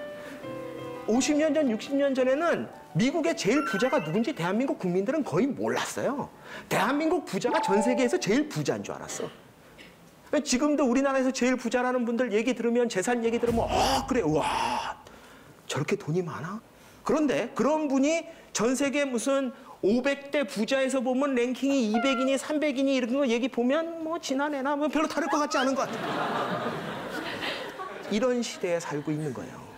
여러분이 뭘 해도 전 세계 75억 인구랑 비교될 거라는 거예요. 여러분의 존재감을 강하게 느껴주는 여러분 주변에 있는 사람들은 아빠, 엄마, 형제, 자녀 정도뿐이 안 돼요, 이제. 이런 사회에서는 우리가 설사 주체성을 갖고 있고 관계성을 갖고 있다 그러더라도 우리 스스로가 우리를 인정하는 그런 지혜를 가질 줄 알아야 되고요. 그러면서 동시에 여러분 주변에 여러분의 존재를 인정해 줄 수 있는, 그래서 여러분이 여기 있다는 걸 알고 여러분이 어제 뭘 했고 내일 뭘 할지를 알아주는 그런 사람들을 여러분 주변에 많이 만들어야 된다. 그게 한국인이라면, 한국인이 행복하게 살기 위해서는 반드시 해야 되는 일이다. 저는 이런 말씀을 드리고 싶습니다. 우리가 어떻게 보면 이만큼 경제 발전을 이룰 수 있었던 이유는 하나만 보고 달릴 수 있어요. 우리가 흔히 왜 아이들 공부할 때 부모가 집중해라 그러잖아요. 근데 생각보다 집중하기가 쉽지 않아요. 특히 공부할 때는 집중하기가 쉽지 않습니다. 뭐 게임하거나 잠잘 때는 옆에서 일어나라고 밥 먹으라고 소리 질러도 못 듣는 애가 공부만 하면 옆집에서 들리는 소리까지 다 들어요. 참 쉽지 않은 건데 우리나라 사람들이 어떻게 이렇게 하나만 보고 잘 달릴 수 있었는지에 대한 얘기를 좀 해보려고 합니다. 그 얘기를 시작하려면 fast follower와 first mover가 있다. 우리가 여러분들 fast follower라는 말 많이 들어보셨죠? 우리 사회가 갖고 있는 문제라고 지금 얘기하고 있지만 사실은 이것 때문에 우리 사회가 이만큼 살게 된 거죠. 예를 들어서 스마트폰이라든지 자동차라든지 수많은 것들이 전 세계에서 대한민국이 최초로 만든 거는 거의 없거든요. 다 상대방이 어디서 만들어서 그것도 아무거나 따라간 게 아니라 좀 잘 될 것 같다 그러면 엄청나게 빠른 속도로 따라가는 거죠. 그러니까 패스트 팔로워를 잘해서 어떻게 보면 대량 생산을 하고 가격 대비 굉장히 좋은 물건을 만들어내는 데는 기가 막힌 기술을 가진 나라예요. 근데 지금 와서 자꾸 그게 문제가 있다 그럽니다. 그러면서 뭐라 그러나 뭐 퍼스트 무버로 넘어가야 된다라고 얘기를 해요. 그건 뭔가 하면 처음으로 뭘 하는 거야. 그러니까 뭐 실리콘밸리 같은 데서 스마트폰 같은 걸 처음 만들어내고 컴퓨터를 처음 만들어내고 뭘 처음 만들어내는 것처럼 우리나라도 이제는 처음 만들어서 그걸로 돈을 벌고 이제 그런 식의 모델로 우리도 가야 되는 게 아니냐라고. 더 중요한 건 뭐냐? 우리보다 훨씬 더 싸게 패스트 팔로워 정책을 잘 쓰는 나라들이 전 세계에 널려 있다는 거예요. 그래서 실제로 보면 우리나라가 세계 1위 제품 개수를 갖고 있는 자료를 보면 거의 증가하지 않습니다. 그러네. 네? 근데 중국 같으면은 세계에서 시장 점유율 1위인 제품이 매년 늘어납니다. 1,600개까지. 우리나라는 그 자리에 있을 때. 그러니까 이제 패스트 팔로워 정책은 안 되는 거라고 생각을 하는 거예요, 전부 다. 그래서 이제 퍼스트 무버로 가야 된다. 근데 왜 못 가냐? 그게 바로 우리가 갖고 있는 문화적 특성 때문에 그럴 수 있다. 어떻게 보면은 우리 사회는 문화적으로 장자 사회예요. 그래서 이렇게 가계가 중심이 되고 뭔가 유지가 돼야 된다라고 과거에 믿었기 때문에 첫 번째로 태어난 사람은요. 태어날 때부터 세상이 자기한테 유리한 게 있어요. 왜냐? 태어나면 부모님의 사랑을 혼자 듬뿍 받아요. 첫째니까. 둘째가 태어나면 더 유리해져요. 왜냐? 우월감을 느낄 수 있어요. 대부분이 동생은 못하는데 형은 하게 해줘. 그러니까 그리고 약간 우선권을 줍니다. 첫째한테 아무래도. 근데 그런 입장에서 보면은 첫째는 어떤가 하면 굉장히 관리가 뛰어나고 굉장히 포용적이고 그리고 사회의 질서에 어떻게든 들어가려고 해요. 아이들한테 사회의 질서는 뭐예요? 부모예요. 부모가 그 가족에다 만들어둔 질서가 자기가 처음 배우는 질서예요. 근데 이 판이 나한테 유리하면 선천적으로 그걸 깨부시는데 약해요. 근데 둘째는 어때요? 태어났더니 이미 세상이 썩었어요. 이건 공평한 세상이 아니야. 이거는 말이 돼요? 맞아요. 자기가 뭐 하려고 그러면 그건 안 된대. 예를 들어서 여러분들 첫째 유치원 같은 데 보내려면 너무 힘들어요. 왜냐면 하면 첫째는 안 일어나요.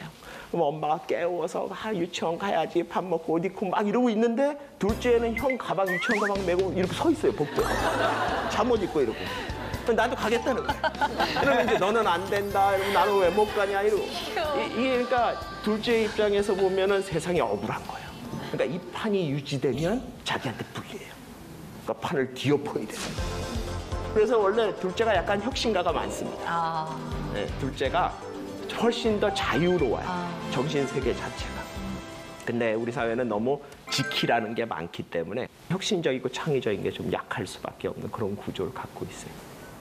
그래서 이런 것처럼 우리 사회를 잘 보여주는 것 중에 하나가 뭔가 하면은 중산층의 기준이에요. 우리나라의 중산층의 기준이라 그러면 보통 두 채가 없는 30평 아파트에 뭐예요? 월 500만 원 이상의 급여가 있으면 되고요. 그다음에 2000cc 이상의 차량을 가지고 있고 그다음에 1억 이상의 예금이 있고요. 연 1회 이상 정도 해외여행을 간다. 이러면 이제 중산층이다. 이렇게 본다 그래요. 한동안 이런 꿈을 꾸고 대한민국이 달렸던 것도 많고 실제로 한동안 이런 꿈을 이룰 수 있다고 믿었던 것도 많죠. 그런데 너무나 당연한 이런 중산층의 기준이 외국은 다르다 그러죠. 프랑스 같으면 어때요?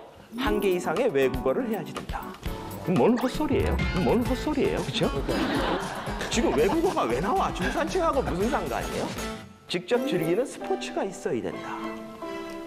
1개 이상의 악기를 다룰 줄 알아야 된다. 남들하고 다른 맛을 낼 수 있는 색다른 요리법을 알아야지 된다라든지 아니면 사회적 분노에 공감해야지 된다. 또 뭐예요? 약자를 돕는 봉사활동을 해야지 된다. 다르구나. 프랑스가 특이한 나라가 아니에요. 영국하고 미국을 보면 더 황당해요. 영국은 페어플레이를 해라. 이게 뭔 소리예요? 뭐 이상한 저게 왜 중산층하고 도대체 무슨 상관인가 싶어요. 저건 온 인류가 해야 될 것 같은데 저게 왜 중산층의 기준일까? 자신의 주장과 신념을 확실히 갖고 있어야 된다. 또는 독선적인 행동을 하지 말아야 된다.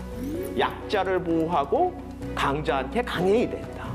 뭐 불의와 불법 뭐 이런 것들을 대응할 수 있어야 된다. 미국은 어때요? 자기의 주장이 떳떳해야 되고 사회적 약자를 돕고 부정, 불법에 저항하고 이렇게 비평하는 그런 잡지를 정기 구독을 한다라든지. 자, 왜 이런 차이가 날까요? 왜 대한민국은 아파트, 자동차 크기, 예금 이런 걸로 중산층의 기준을 만들고 있는지. 우리가 어떻게 보면 지금 대한민국이 과도기라고 그러고요. 우리 삶이 변화해야 되는 그런 시점에 있어요. 저는 우리 사회를 사춘기라고 얘기를 하는데요. 그 사춘기라는 게 결국 질적 변화를 일으키는 거거든요.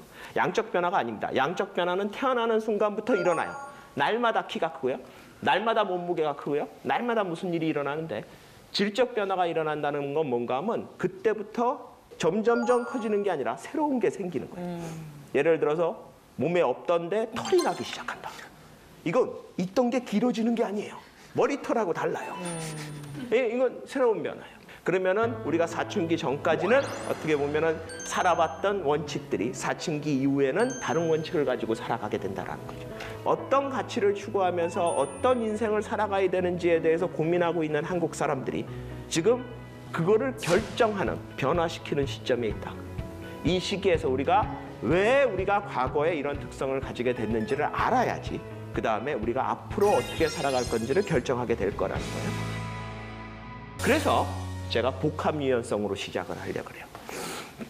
복합유연성은 뭔가 하면 심리적인 특성인데요. 양극적이고 어떤 직선적인 것을 잘 인식을 안 하고 모든 것을 순환적이고 복잡한 복합적인 관계로 인식하려고 그런다.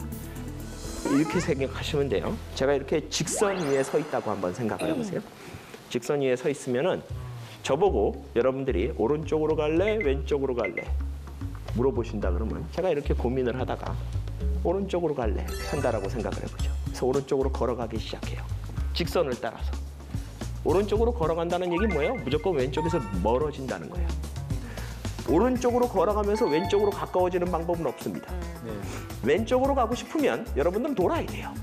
그래서 반대쪽으로 걸어가는 수밖에 없습니다. 이게 직선적 사고예요, 일종의.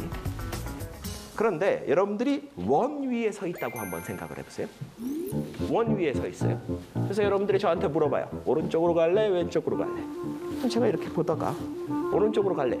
그래서 오른쪽을 원을 따라서 걷기 시작했어요. 자, 그러면 이건 왼쪽에서 멀어지는 걸까요? 왼쪽으로 걸어가고 있는 걸까요? 왼쪽으로 가고 있죠. 모르죠. 그렇죠? 네. 어느 시점까지 멀어지는 것 같은데 어느 시점에 가면 결국 만날 거라는 생각이에요. 이 얘기는 뭔가 하면 우리나라 사람들은요. 뭘 하나를 얻기 위해서 뭘 잃어버리고 이걸 하려면 저걸 해야 된다. 이런 걸 별로 좋아하지 않아요. 이게 복합 유연성이에요. 실제로 심리학 실험을 이제 조사 같은 거를 해보면요. 여러분들도 뭐 설문조사 이런 거 해봤죠. 무슨 제품에 대해서 어떻게 생각하냐, 요즘 뭐 정치인에 대해서 어떻게 생각하냐 이런 거 많이 물어보는 거 있을 텐데 보통 그런 거 물어볼 때 어떻게 물어보나 하면 이렇게 너 이 사람에 대해서 어떻게 생각하냐 그러면 좋다, 싫다. 아니면 여러분 스스로의 지금의 감정에 대해서 물어본다. 그러면 나는 슬프다, 기쁘다. 뭐 이런 식으로 만든 설문지를 많이 썼어요. 이걸 서구에서 하면요. 서구 사람들은 극단적인 데다가 답을 잘해요. 왜냐하면 자기는 기뻐. 그러면 슬프지 않다는 얘기예요. 기쁨의 반대말이 슬픔이라는 걸 잘 받아들여요. 그냥 좋아. 싫지 않다는 얘기예요. 그러니까 싫은 거에 반대말이 좋다는 걸 잘 받아들여요. 근데 이런 조사를 하면 한국인의 특징이 뭔가 하면 답이 가운데로 몰려요. 한국 사람들. 뭐 좋기도 하고 뭐 싫기도 하고 또 너무 슬프다 보면 또 기쁜 것도 생각이 나고 뭐 이런 식으로 자꾸 대답을 하고. 그러니까 한쪽으로 하나를 버리고 한쪽으로 간다는 거에 별로 익숙하지 않아요.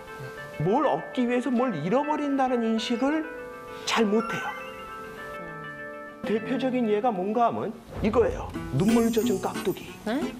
여러분들 중에 눈물 젖은 깍두기 드셔보신 적 있으세요? 별로 없으실 텐데 저는 먹어봤어요. 그게 뭔가 하면 2015년에 제가 이제 연구년이었기 때문에 일본에 가서 있었습니다.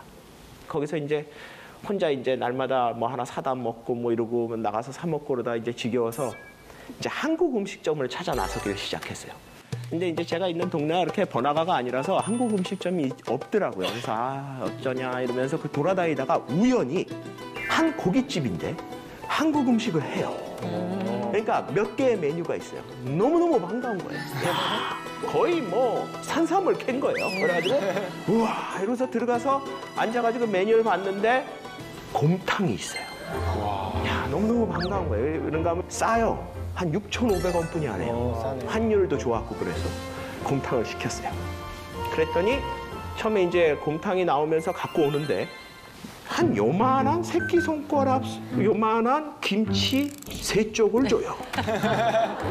곰탕을 먹기도 전에 3개를 다 먹어버렸어요.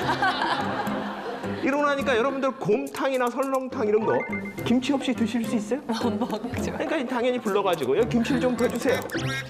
그랬는데 김치를 사야 된대요. 돈 달라 그러죠. 예. 그래서 사겠다. 얼마냐? 그랬더니 3,500원이래요. 그래도 시켰는데 곰탕보다 비싼 김치를 먹을 순 없잖아. 그러니까 더 시킬 수는 없는 거예요. 이거 더 시키면 김치만 7,000원이에요.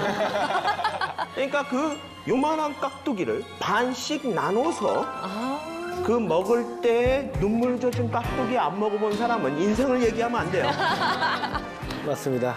그런데 우리나라에서 곰탕이나 설렁탕 집에서 그렇게 장사하면 장사될까요? 안 되죠. 우리나라는 어떻게 해요?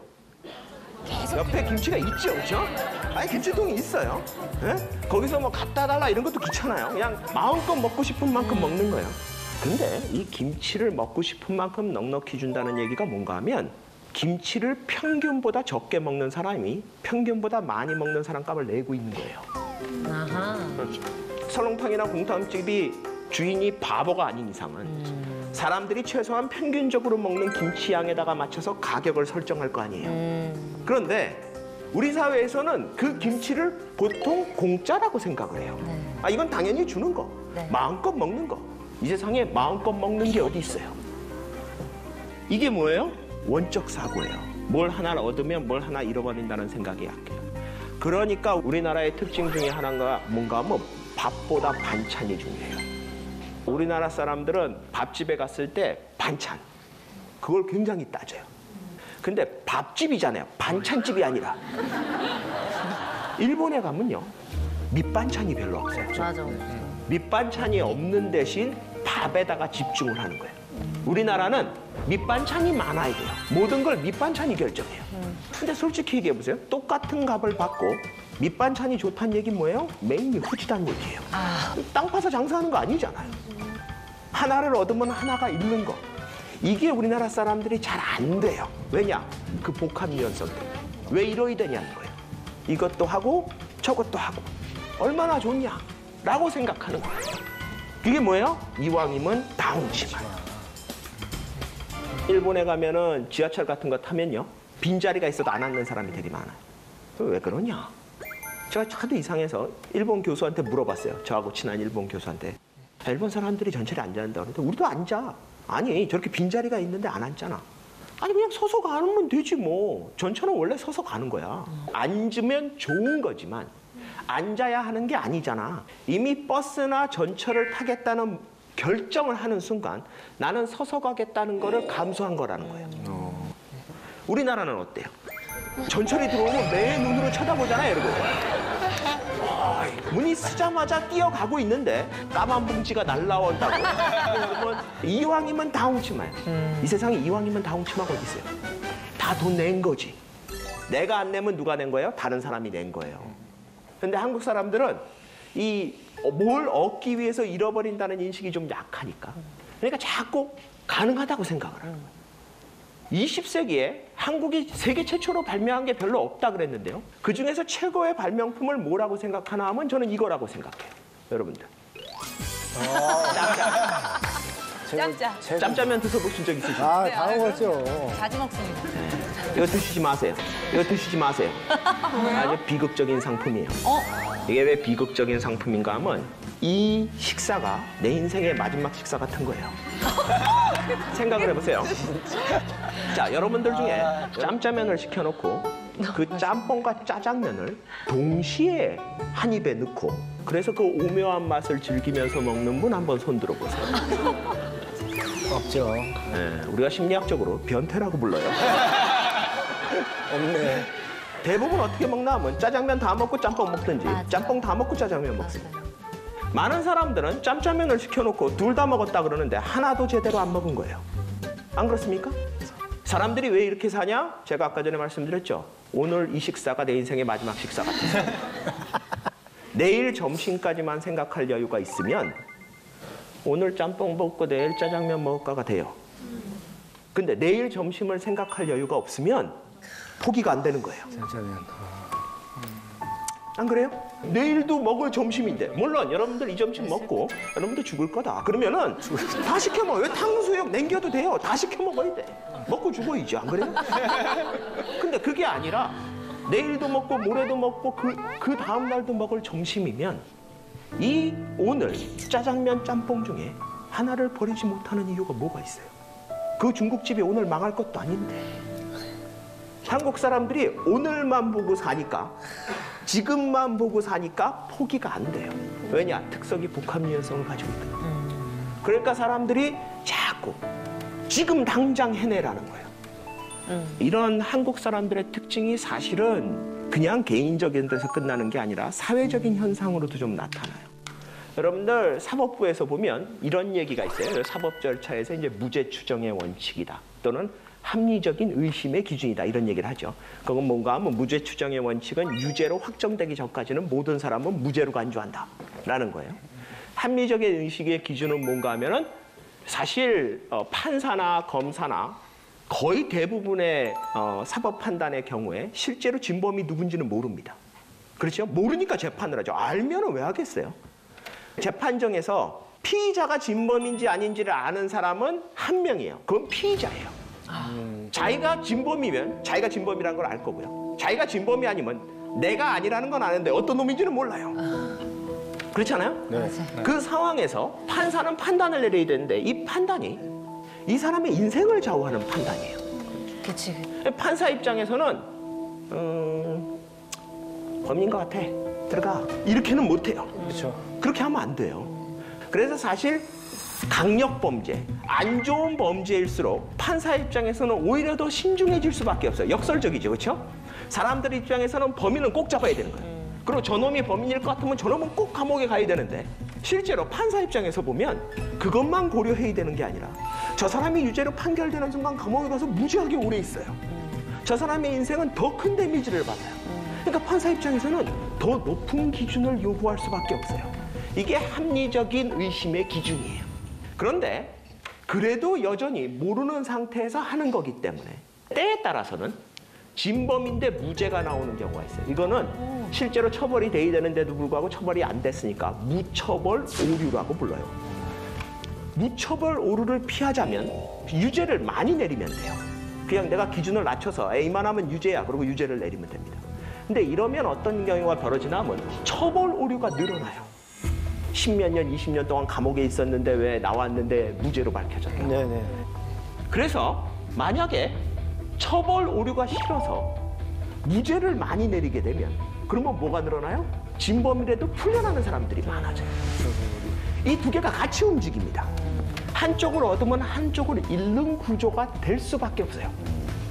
이게 기본적인 사법 절차의 원칙이에요. 여러분들이 무처벌 오류를 줄이기 위해서 처벌 오류를 감수하자, 처벌 오류를 줄이기 위해서 무처벌 오류를 감수하자, 둘 중에 하나를 선택하는 건데 실제로 어느 처벌을 더 회피하고 싶냐 그러면 판사들은 사법체계의 논리대로 처벌 오류를 피하고 싶어요. 그러니까 무처벌 오류를 감수하더라도 처벌 오류를 피하겠다라고 얘기해요. 이게 사법체계의 원칙이에요. 근데 똑같은 질문을 일반 사람들한테 하면요. 둘 다 중요하지. 하나 또 포기가 안 되겠는데요. 나쁜 놈을 놓치는 것도 안 되겠고 억울한 사람이 감옥에 들어가는 것도 안 되겠다는 거예요. 그러다 보니까 사법부 판단이 국민들이 보면은 이해가 안 되는 게 나오는 거예요. 내가 보기엔 범인일 것 같은데 무죄를. 저게 왜 무죄가 나오지? 이게 얻는 것과 잃는 것이 동시에 존재하는 사회에서 어느 위험을 더 감수할 거냐로 제도로 만들어놨는데 우리 사회가 훨씬 더 복합 유연성을 갖고 있기 때문에 저걸 받아들이기가 상대적으로 조금 더 힘들다는 거예요.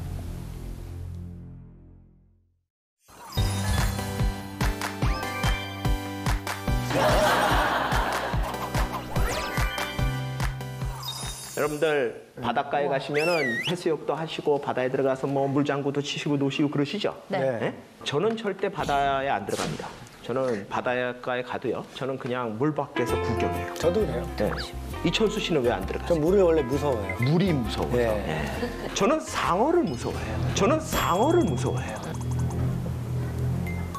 언제부터인지 모르겠는데 아마 어렸을 때 그 상어 나오는 영화를 보고 너무 충격을 받았는지 그다음부터 바닷물에는 안 들어가요.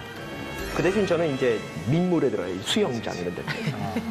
여러분들 많은 사람들이 바다에 들어가서 자기가 해수욕을 할 때 상어에 물릴 거라고 상상 안 해요. 아, 맞아. 그렇죠? 절대. 그리고 여러분들이 상어에 물릴 확률에 대해서 계산하지 않지만 실제로 여러분이 바닷가에 가서 해수욕을 하고 있을 때 상어에 물릴 확률이 0일까요? 0이 아닐까요? 아니겠죠. 0은 아니에요. 그렇죠. 엄청나게 낮겠지만 0은 아니에요. 예? 여러분들은 시원한 바닷물을 즐기기 위해서 그 위험을 감수하는 거예요. 근데 물릴 생각을 안 하고 바다에 가서 놀다가 만에 하나 상어에 물리면 자기 너무 억울하다 그럴 거예요. 그럼 제가 한번 물어보고 싶어요. 바다에 상어가 사는 걸 아셨습니까? 네. 상어가 사람을 무는 걸 아셨습니까? 네. 근데 상어에 물릴 확률을 몰랐다고요? 그러면 몰랐어요. 너무 억울해요. 그럼 마지막에 뭐라고요? 정부는 뭐 한 거야 그래요?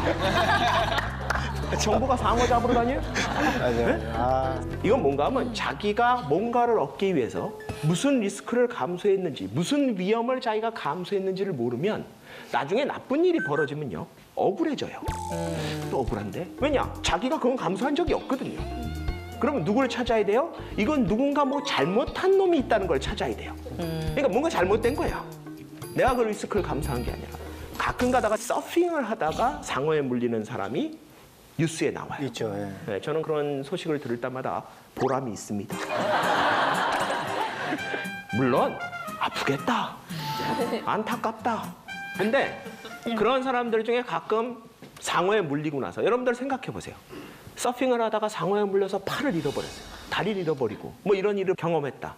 그러면 여러분들 바다로 다시 돌아가시겠어요? 안 가죠. 대부분에서 못 돌아가죠. 그 사람들은 돌아가요. 돌아가서 뭐라 그러냐? 원래 서핑은 위험한 운동이에요. 그 위험은 감수하고 가는 거예요. 자기가 운이 없어서 상어한테 물리긴 했지만 그렇다 그래서 서핑의 위험도가 올라간 것도 아니라는 거예요.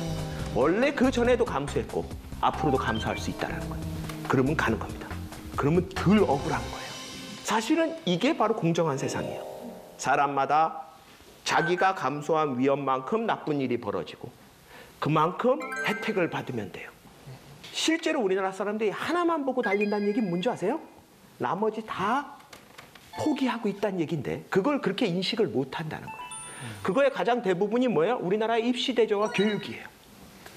우리나라 사람들은 착각해요. 국영수를 잘하면 인성이 좋아질 거라고 생각해요. 솔직히 확률적으로 보면 인성이 좋은 애가 그냥 국영수를 좀 잘하는 거예요. 왜냐? 인성이 좋은 애는 부모가 시키는 대로 잘 따라하거든요. 사회가 시키는 대로 따라할 가능성이 높아요. 사고를 칠 확률이 조금 적어요. 그러면 성적이 좋은 거예요. 사실은 성적이 좋고 인성이 좋은 애를 그 공부만 안 시켰으면 인성이 훨씬 좋았을 거예요. 하루에 10몇 시간을 공부를 하면서 인성이 좋아질 거라고 기대하는 것 자체가 미친 거예요. 우리는 전 세계에서 가장 뛰어난 아이들을 길러내고 있지만 공부의 측면에서는, 학습의 측면에서는. 그런데 걔네들이 그걸 공짜로 얻었을 리가 없잖아요. 그럼 뭐가 포기된 걸까요? 당연히 부모의 돈이에요, 첫째. 부모가 갖고 있는 모든 돈이 거기 들어갔고요. 둘째 뭐예요? 아이의 행복, 시간, 거기에 더 중요한 건 뭐예요? 인성이에요. 지금 대한민국이 여전히 그런 식으로 교육을 시키고 있다는 얘기는 뭔가 하면 내가 잃어버리는 게 뭔지가 더 많아지고 있는데도 그거에 대한 인식이 약하기 때문에 그게 가능한 거예요. 가족 확장성만큼 한국 사람들을 죽으라고 달리게 만드는 또 하나가 뭐냐? 이거예요. 심정중심주의. 심정중심주의는 뭔가 하면요. 마음의 상태에 대해서 굉장히 신경을 많이 쓰는 거예요. 제가 젊었을 때 유학을 가서 한 7년쯤 살다가 한국에 돌아왔어요. 네. 저는 유학 가기 전에는 참 술자리를 좋아했어요. 술도 많이 마시고 잘 놀던 사람이었는데 갔다 와서 이제 소위 얘기해서 직장인이 돼가지고 술을 마시니까 유학 가기 전에는 친구들이랑 마시니까 한없이 술자리가 좋았는데 이건 갔다 오니까 이제 친구랑 마시는 시간보다 직장에서 마시는 시간이 더 많아요. 그러면 교수님들이랑 다른 사람들이랑 마시다 보면 아 이분들이 취하면은 그래요. 내 마음 알지 그래요. 내가 아무 얘기 안 하셨는데 지금까지 마음에 대해서는 막 이래요.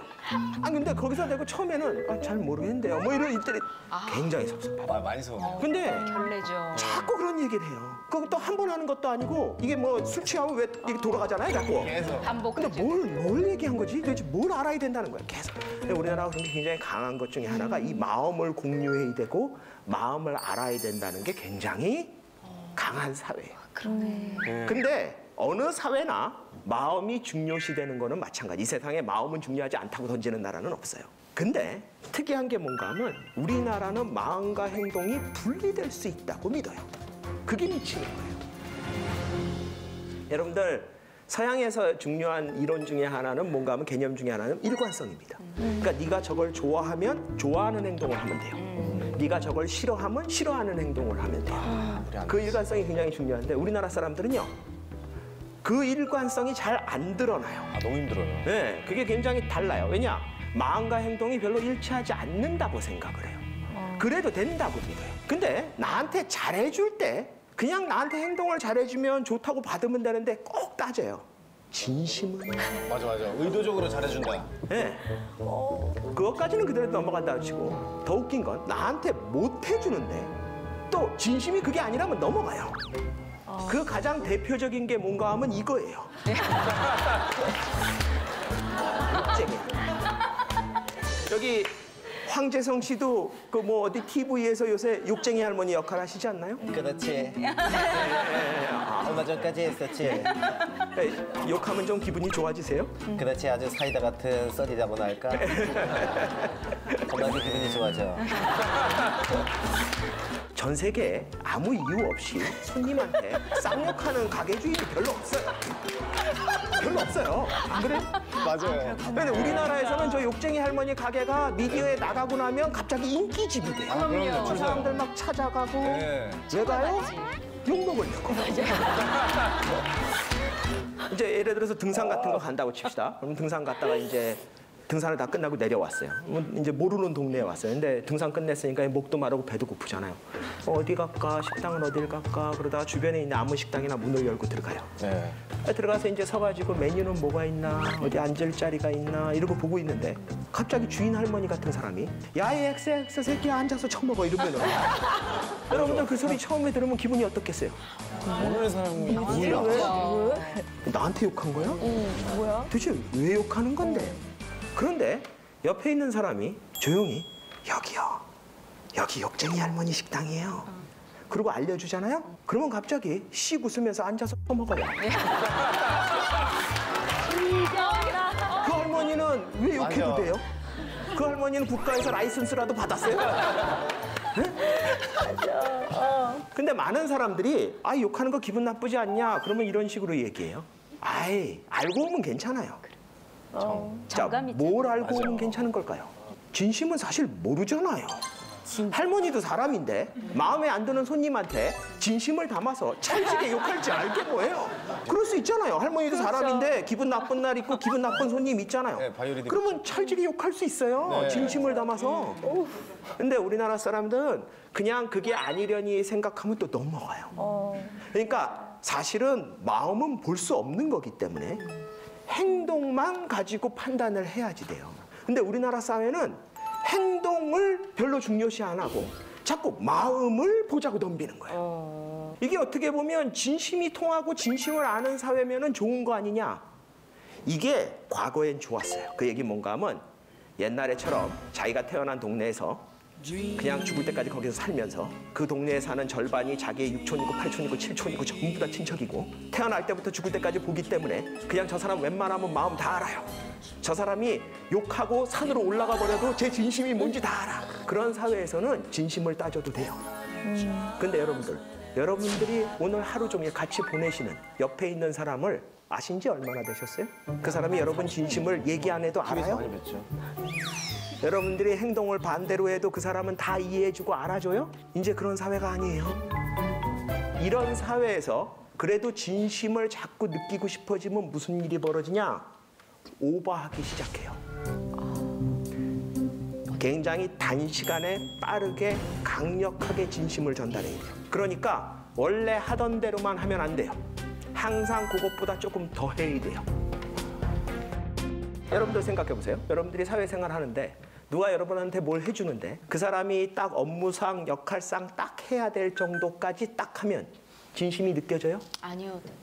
절대 안 느껴지죠? 정 없어 보여요. 네, 그렇죠? 네, 인간미 없어. 네. 진심이 느껴질 때는 언제냐? 내가 아예 괜찮아 하지 마. 그런데 쓱 할 때. 다 챙겨주거나. 안 와도 된다니까. 근데 쓱 나타. 맞아. 예를 들어서 여러분들이 무슨 회사의 부장 정도 되는데 네. 직원들이랑 회식을 해요. 부하 직원들이랑 좋은 일이 있어서 회식을 해서 이제 좀 취했어요. 뭐 필름이 끊기거나 쓰러진 건 아니에요. 조금 비틀거리긴 해도 뭐 택시 잡아서 집에 가면 돼요. 근데 부하 직원들이 이제 헤어질 때 돼가지고 와서 부장님 댁에 모셔다 드릴까요? 그랬더니 여러분은 쿨한 부장이니까 아 됐어. 아니야. 내가 알아서 집에 가면 되지. 뭐 택시 타고 가면 돼. 그랬더니 부하 직원들이 그럼 살펴가십시오. 빈정상합니다. 서운하죠. 서운하죠. 생각을 해보세요. 완전히 필름이 끊겨서 술에 취해가지고 길바닥에 쓰러져 있다. 이건 상사라서 데려주는 게 아니라 인본주의적 차원에서 데려다 주는 거예요. 그게 맞는 거예요. 인간이라면 데려다 줘야 돼요. 근데 여러분들이 혼자서 택시 타고 집에 갈 정도만 되면 데려다 줄 필요 없어요. 그럴 때 꼭 튀어나오는 인간이 있어요. 제가 모셔다 드리겠습니다. 이거 나오는 친구. 그래요. 기회주의자. 기회주의자. 그걸 또 왜 기회냐? 진심이 나왔는데 뭐 기회주의. 저는 그런 사람 싫어하고 나는 그런 사람 진짜 싫어한다. 나는 단물만 쏙 빼먹는 마음 거 아니고 알겠어요, 마음 걔 똑같은 넌데. 이제 그 친구가 이제 집에 데려다 주잖아요. 집에 가는 길에 술이 좀 깨요. 그리고 이제 이 친구 또 집에 혼자 갈 생각하니까 미안하잖아요. 그러면 이제 우리 딱 한 잔만 더 할까? 이러고 집 앞에서 술 한 잔 더 하는 거야. 그걸 한 잔만 마시고 끝낸 적 대한민국 사람 아무도 없어요. 아, 정 없죠, 정 없어요. 보통 2시, 3시까지 마시고 다음날 출근을 하면 일은 누가 해요? 어저께 나 버리고 간 그 싸가지 없는 놈이 다 해요. 나랑 같이 새벽 2시, 3시까지 마신 친구는요. 화장실 변기통 붙잡고 앉느라고 일 못합니다. 연말 돼가지고 인사고가를 매겨야 되는데 사람이 바보가 아닌 한은 바로 저겁니다. 알아요. 그 싸가지 없는 애가 일 많이 한 거. 그래, 얘가 일은 깔끔하게 해. 일 잘해. 하지만. 야, 이것도 얘가 한 거 맞지. 근데 마음은 얘한테 느꼈어요. 아 진짜 그런 세상. 진심을 따지기 시작하면요, 이런 일이 벌어집니다. 근데 우리나라 사회가 그래서 지금 굉장히 피곤한 거예요. 그런 거 같네. 우리나라에서 제일 심각한 게 뭐냐? 고객들을 대할 때 점원이나 이런 사람들이 한도 끝도 없이 시달린다는 거예요. 대표적인 게 뭐예요? 이해가 안 돼. 뭐 이런 거예요. 고객님 사랑합니다. 통신사 같은 데 전화 걸면 막 저래요. 그래서 제가 한번 물어봤어요. 노동자들 아닙니까? 진짜로? 아니 내 목소리 들은 지 30초뿐이 안 됐는데 안 사랑하잖아. 외국 같은 데서 고객이 전화했는데 상담원이 I love you 이러면 이건 난리 나요. 알려면은 진짜 조금 이상할 것 같네요. 이상하다 진짜. 한 번도 들어본 적 없어요. 다 알아요. 서로 사랑하지 않는다는 거. 네. 근데 저런 말을 아무렇지도 않게 하고 당연하다고 받아들여요. 그러니까 어떤 일이 벌어져요? 감정 노동이 일어나는 거예요. 우리 사회가 자꾸 점원들한테 고객을 진심으로 대하라 그래요. 뭘 고객을 진심으로 대해? 맞아. 언제 봤다고? 근데 자꾸 우리 사회가 그걸 요구하면 어떤 일이 벌어지냐? 이런 일이 벌어져요. 행복드리는 상담사 여기다 무엇을 도와드릴까요? 네? 네, 여보세요? 여보세요? 여기 플러스인데요, 고객님. 네? 플러스요, 고객님. 불러서요? 플러스요, 고객님. 목욕탕? 아, 목욕탕이 아니고요, 고객님. 고객센터예요. 목욕센터로 불렀다고요? 목욕탕이 불난 게 아니고요, 고객님. 플러스라고요, 고객님. 목욕지가 불렀다고? 우리가 불난 게 아니고요, 고객님. 플러스라고요. 알았어요. 아, 예, 알겠습니다, 고객님. 야 진짜 힘드셨겠다. 저걸 왜 끝까지 듣고 있어요? 고객한테 진심으로 대하라 그러니까 저 상담원이 언제 끊어야 될지를 모르겠는 거예요. 여러분들 우리나라에서 전화 상담원들 중에 1년에 손님한테 쌍욕 듣는 사람이 50%가 넘는다고요. 네? 그런데 왜 못 끊어요? 언제 끊어야 되는지 매뉴얼이 없어요. 내려오는 내용이 뭐냐? 고객을 진심으로 대하래요. 그러니까 각자 판단하는 거예요. 어디까지 하면 될까? 이 정도 들어줘야 될까? 여기까지 해야 될까? 이걸 각자 알아서 하다 보면 무슨 일이 생기냐? 나중에 가면 고객이 그래요. 쟤는 된다는데 너는 왜 안 된다 그래? 근데 실제로 그런 일이 많아요. 있어요. 네. 많아요. 끝도 없이 요구하는 거예요. 그걸 끝도 없이 해줘야 되는 거예요. 왜냐? 저놈의 진심을 다한다는 것 때문에. 이 진심을 다한다는 거에 가장 핵심 개념이 뭐냐? 이겁니다. 여러분들. 인고의 착각. 인고의 착각이 뭐냐 하면요. 내가 지금 뭔가를 열심히 하느라고 고통받고 힘들고 어려운 시간을 보내고 있으면 나중에 보상받을 거라는 착각이에요. 자, 이게 왜 착각이냐? 내가 지금 열심히 고통받고 뭔가 하느라고 어려운 시간을 보내고 있으면 나중에 잘 돼야지. 여러분들. 전 세계에서 성공한 사람들 인터뷰를 해보면요. 대부분은요. 젊었을 때 다 고생했어요. 내가 이걸 하기 위해서 밤잠도 한다고 뭐 망하고 뭐 고생 다 했다 그래요. 근데 그 성공한 사람이 고생할 때 같이 고생한 사람이 전국에 1000만 명 정도 돼요. 그중에서 몇 명만 성공했을까요? 맞아요. 고생한다는 것 자체, 어려운 시간을 보내고 있다는 것 자체는 성공의 요인이 아니에요. 그 고통의 내용이 중요한 거예요. 이 인고의 착각을 가장 잘 설명하려면요. 제 아내 얘기를 좀 해야 되는. 여기 혹시 제 아내 아시는 분 계시나요? 없으시죠? 그럼 제가 제 아내 얘기를 좀 할게요. 제 아내가 인고의 화신이에요. 제가 교수인데요. 1년 중에 교수가 제일 좋아하는 시간이 언제일까요? 방학이요. 그렇죠. 힘든 1학기가 끝날 때가 언젠가 하면 6월 말 정도 됩니다. 6월 말에 이제 끝나고 그 다음에 이제 성적 처리에 행정 처리까지 하면은 7월 초. 7월 초가 되면 학교도 가기 싫어요. 아무것도 하기 싫어요. 집에서 놀아야 돼요. 그래서 제가 제 아내를 꼬십니다. 놀자. 그런데 불행하게도 그때가 고등학교 다니는 제 두 아들의 기말고사 기간이었어요. 그러면 이제 아침에 애들이 시험을 보러 가요. 그러면 제가 아내를 꼬십니다. 영화 보러 가자. 요 앞에 맛있는 브런치집 생겼다 그러던데 브런치 먹으러 가자. 거짓말 아닙니까? 믿어요. 내가 보기는 이래도 굉장히 자상한 남자니까. 신뢰합니다. 그러면 제 아내가 안 간대요. 그래서 제가 왜 안 가? 그러면 제 아내가 그래요. 애들 시험 보러 갔잖아. 그래서 제가 그래요. 당신이 시험 보는 애들이 학교 가서 시험 보는 거랑 당신이 집에서 뭐 하는 거랑 무슨 상관인데? 저 철딱서녀. 화를 내셨어요. 속이 답답해. 그 얘기를 제 아내가 해요. 그럼 제 아내가 이렇게 얘기해요. 그 아빠라는 사람이 정신을 좀 차려. 애들 시험 보고 오면 또 내일 시험 볼 거 공부해야 되는데 밤새고 공부할 건데 아빠 엄마 지네 둘이서 영화 보러 다니고 맛있는 거 먹으러 다닌 거 알면은 애들이 공부할 맛이 나겠어? 학습 분위기를 만들어줘야 될 거 아니야. 그래요. 저기도 좋은 것 같아요. 심리학자 입장에서 학습 분위기가 중요하다는 거를 거부할 방법은 없어요. 진짜 분위기 중요하네요. 불문율인가요? 그래서 제가 일리가 있다. 말 된다. 그러니까 몰래 놀자 그래요. 그러니까 빨리 나가서 지혜로우시다. 애들 돌아오기 전에 빨리 놀고 돌아와서 안 논 척하고 앉아 있으면 된다. 나 그거 잘한다. 역시. 근데 제 아내가 그래도 안 나간대요. 그래서 제가 왜 안 나가? 그러면 제 아내가 그래요. 왠지 그러면 안 될 것 같대요. 자, 그러면 안 되는 걸까요? 제 아내는 애들이 시험 보고 있는 동안 집에서 인고의 시간을 보내요. 애들 시험 잘 봐야 되는데 지금은 수학을 보고 있을 텐데 거의 수학을 푸는 자세예요. 네? 그런 자세로 저랑 놀아주지도 않고 있어요. 진짜 어머니들. 그러다가 이제 애들이 학교에서 돌아올 시간쯤 되면요. 초긴장을 하고 있다가 현관에서 번호키 누르는 소리가 납니다. 그러면 재빨리 현관으로 달려가요. 그래서 애가 문을 열고 들어오자마자 물어봐요. 시험은 어땠어? 잘 봤어. 그러면요. 제 아들은요. 12년 동안 대답이 거의 한결같아요. 죄송합니다. 죄송합니다. 귀여워. 재밌다. 그런데 정말 생각을 해보세요. 죄송합니다. 이건 제 아들들이 공부를 못해서가 아니에요. 이 세상에 부모의 기대에 만족시키는 성적을 받아오는 아이는요. 대한민국에서 몇 명 되지 않아요. 맞아요. 10등을 해오면 왜 5등을 못하니?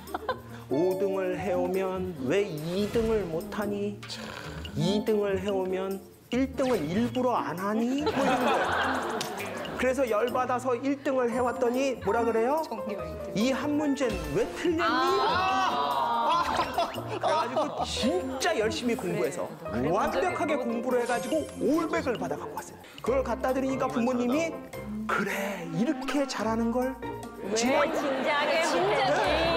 지난번에는 왜 틀렸니? 이러는 거예요. 맞잖아. 이렇게. 이거는 부모가 잘못된 게 아니라 자녀가 좀 더 잘했으면 하는 사랑하는 마음에서 어쩔 수 없이 나오는 거예요. 그러니까 내 아들들은 부모가 얼마나 기대하는지를 아니까 항상 죄송합니다. 새로 들어가는 거예요. 현명하네. 슬퍼. 근데. 그러면 제 아내는 이제 어이구야 이것도 시험 망쳤나 보다 어떡하냐 막 이러는 거예요. 그리고 막 괴로워하고 있으면 제가 옆에서 얘기를 해요. 제 아내한테. 봐봐. 당신이 집에서 뭘 하고 있건 간에 애들은 뒷골이야.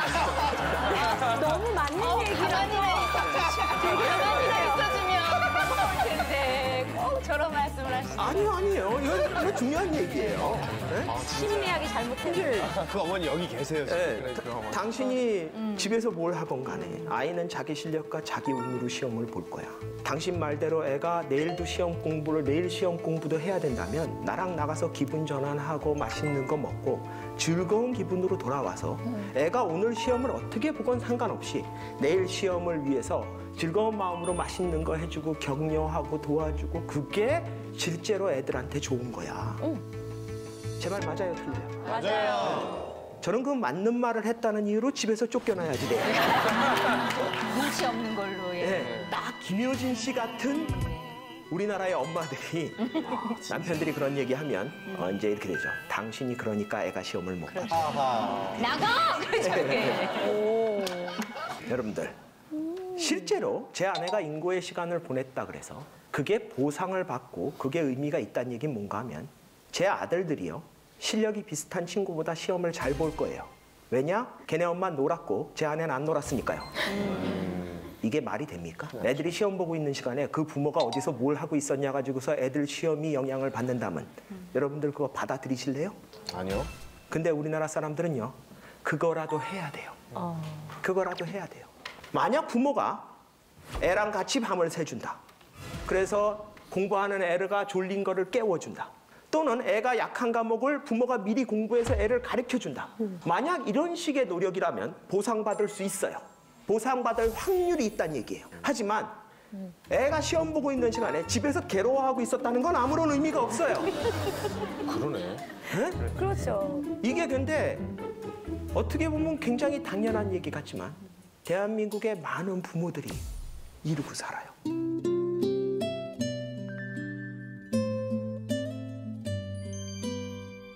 아마 여기 계신 분들 부모님들도 여러분을 그렇게 키우셨을 거예요. 이게 이득이 되느냐 안 되느냐, 이게 보상을 받을 수 있느냐 없느냐를 따지면서 최선을 다한다는 거는 우리나라 정서에 맞지 않아요. 왜냐? 진심이 통할 때 하늘이 내 진심을 알아줄 때까지 하는 거예요. 모든 사회가 다 노력을 강조하기는 합니다. 노력을 강조하지 않는 사회는 없어요. 왜냐하면 능력을 강조하면요. 능력이 없는 사람은 할 게 없어요. 만약 애가 시험을 잘 봐왔는데 너는 원래 시험을 잘 봐서 원래 머리가 좋아. 너는 시험을 잘 볼 수밖에 없어. 그러면은 그 아이가 다음에 할 게 없잖아요. 원래 잘 볼 거라는데 뭐. 만약에 시험을 못 봐왔는데 넌 머리가 똘이라서 해도 안 돼. 이러면 다음 시험에도 할 게 없어요. 과제의 특성에다 귀인을 한다고 한번 생각을 해보죠. 과제의 특성에다 기인하는 게 어떤 건가 하면 엄마가 시험을 잘 봤냐고 물어보기도 전에 시험 보고 온 아이가 가방을 집어 던지면서 선생이 미쳤나 봐 이러고 시작하는 게 이제 과제의 특성이에요.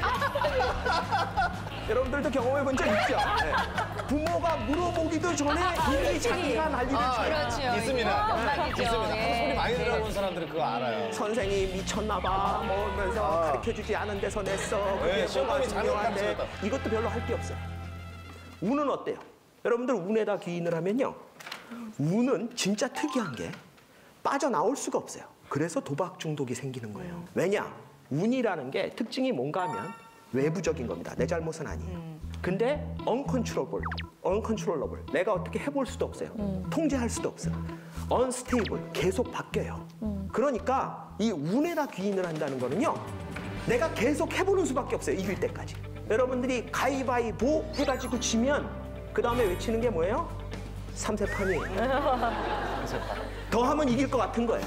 이게 되게 웃긴데 다른 동물을 포함한 인간도요. 학습 능력이라는 게 있어요. 그건 뭔가 하면 내가 뭐를 했을 때 나쁜 일이 벌어지면 웬만하면 그거 다시 안 하려고 그래요. 맞아요. 내가 뭘 했을 때 좋은 일이 벌어지면 그거 다시 하려고 합니다. 네. 이건 간단한 논리예요. 이 모든 인간은 그걸 갖고 있는데 유일하게 거기서 벗어나는 게 도박이에요. 그러니까 도박에 가서 대부분 돈을 잃으면 그 다음에 안 한다는 생각이 들어야 되는데 저건 운에 의해서 도는 거니까 내가 지금 잃고 있다는 얘기는 뭐예요? 다분판엔 딴다는 얘기가 되는 거예요. 이런 착각이 일어나니까 도박에서 못 나와요. 사람들이 할 것도 없어요. 여러분들이 가위바위보 할 때 뭐 할 거예요? 뭐 이런 거 해봐야 뭐가 나와요 거기. 사실 아무것도 안 보여요. 그런 여러분은 할 게 아무것도 없는데 빠져나가지도 못하는 거예요. 그래서 모든 사회는 어떤 일이 벌어졌을 때 노력에다 귀인하는 걸 좋아합니다. 그래야지 할 게 생겨요. 안 그래요? 다른 것보다. 그래서 모든 부모들이 자식이 시험을 봐오면 그 앞에다 놓고 이런 얘기를 하는 거예요. 너는 나를 닮아서 머리는 좋은데 노력을 안 도대체 해. 노력을 누굴 닮아서 노력을 안 하니? 거기 두 사람뿐이 없잖아요. 그렇죠? 그 사람 거기서부터 이제 애 성적표 가지고 부부싸움이 시작되는 거예요. 이제 빈정상하기 시작하고. 그러니까 노력에다 귀인을 해야지 그 자식이 다음에 뭐라도 할 게 있으니까 모든 사회는 그 사회 구성원과 자식들이나 모든 사람들한테 자꾸 노력에다 귀인하게 하죠. 근데 노력에다가만 귀인을 하면 무슨 일이 벌어지냐? 이런 일이 벌어져요. 노력에다 귀인을 해야지 그 자식이 다음에 뭐라도 할 게 있으니까 모든 사회는 그 사회 구성원과 자식들이나 모든 사람들한테 자꾸 노력에다 귀인하게 하죠. 근데 노력에다가만 귀인을 하면 무슨 일이 벌어지냐? 이런 일이 벌어져요. 제가 이거 직접 강화도 전등사에 가서 찍은 건데요. 결혼을 기원합니다. 이거 뭐 여러분들 절뿐만이 아니에요. 교회, 성당, 뭐 하여튼 종교 비슷한 거 전부 다에 가면 전부 다 저런 것들 있죠. 네. 기와 종 등 거기다 뭐 비는 거 씁니다. 그 중에 제일 많은 것 중에 하나가 뭐예요? 대학 합격. 저거 쓴다고 붙을까요? 전혀. 저거 쓴다고 붙어요? 아니에요. 여러분들 이런 걸 뭐라고 부르나 하면 착각적 통제감이라고 불러요. 사람들은 자기가 통제할 수 없는 걸 그냥 통제할 수 없다고 내버려두면 불안해서 못 살아요. 그러니까 통제할 수 없는 것도 마치 자기가 통제할 수 있는 것처럼 믿고 싶어져요. 그래서 사람들이 내가 지금 고생하고 힘들고 어려운 시간을 보내고 있으면 나중에 보상받을 거라고 믿어요. 대한민국 사회가 지금 이러고 있는 거에 가장 대표적인 자료가 뭔가 하면 이거예요. 여러분들 대학 진학률이 75%였다가 그나마 조금 줄어서 지금 70%예요. 여러분들 우리나라 산업 구조상 대학 졸업장이 필요한 직장이 몇 프로쯤 될 것 같습니까? 지금요? 네. 지금? 한 30%. 30% 정도? 많아야 40%를 안 넘어요. 그런가요? 네. 왜냐하면 우리가 주변에 있는 수많은 직업들 중에 저 직업이 대학 졸업장이 있어야지 할 수 있는 걸까 생각해보면 없는 게 더 많아요. 근데 청년의 70%는 대학을 가는데 그들이 취업할 자리는 40%가 안 된다. 이 얘기는 뭔가 하면 대학에 가고 있는 젊은이의 절반은 본저 찾긴 글렀다는 얘기예요. 이건 구조적인 문제예요. 이게 누가 뭘 잘못해서가 아니라 대학 졸업장을 가지는 애들이 70%고 대학 졸업장이 필요한 직장이 40%가 안 되는 나라에서 이 문제를 어떻게 해결을 합니까? 그런데 왜 다 이 대학에 가고 있어요? 왜 이 대학에 남들이 가고 있으니까? 여러분들 지금 대학 가가지고 본점 찾을 수 있는 사람이 절반뿐이 안 된다는 얘기를 사회에서 잘 안 해요. 자꾸 그 본전을 찾아주겠다는 얘기만 해요. 그럼 어떻게 찾아줄 건데요? 5년 안에 우리나라 산업 구조를 바꿔서 대학 졸업장이 필요한 직장을 70%로 늘립니까? 아니요. 이게 해결이 됩니까? 안 돼요. 이거 안 되는 거예요. 그런데도 불구하고 사람들한테 자꾸 달리라 그러는 거예요.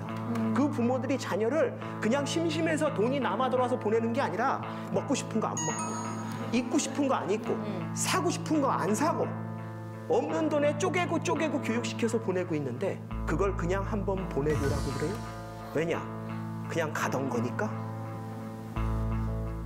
저는 우리 사회가 가난이 대물리되는 원리가 여러 가지가 있고 이유가 많다고 생각하지만 저는 기본적으로 심리학자로서 생각하는 얘기를 한번 해볼게요.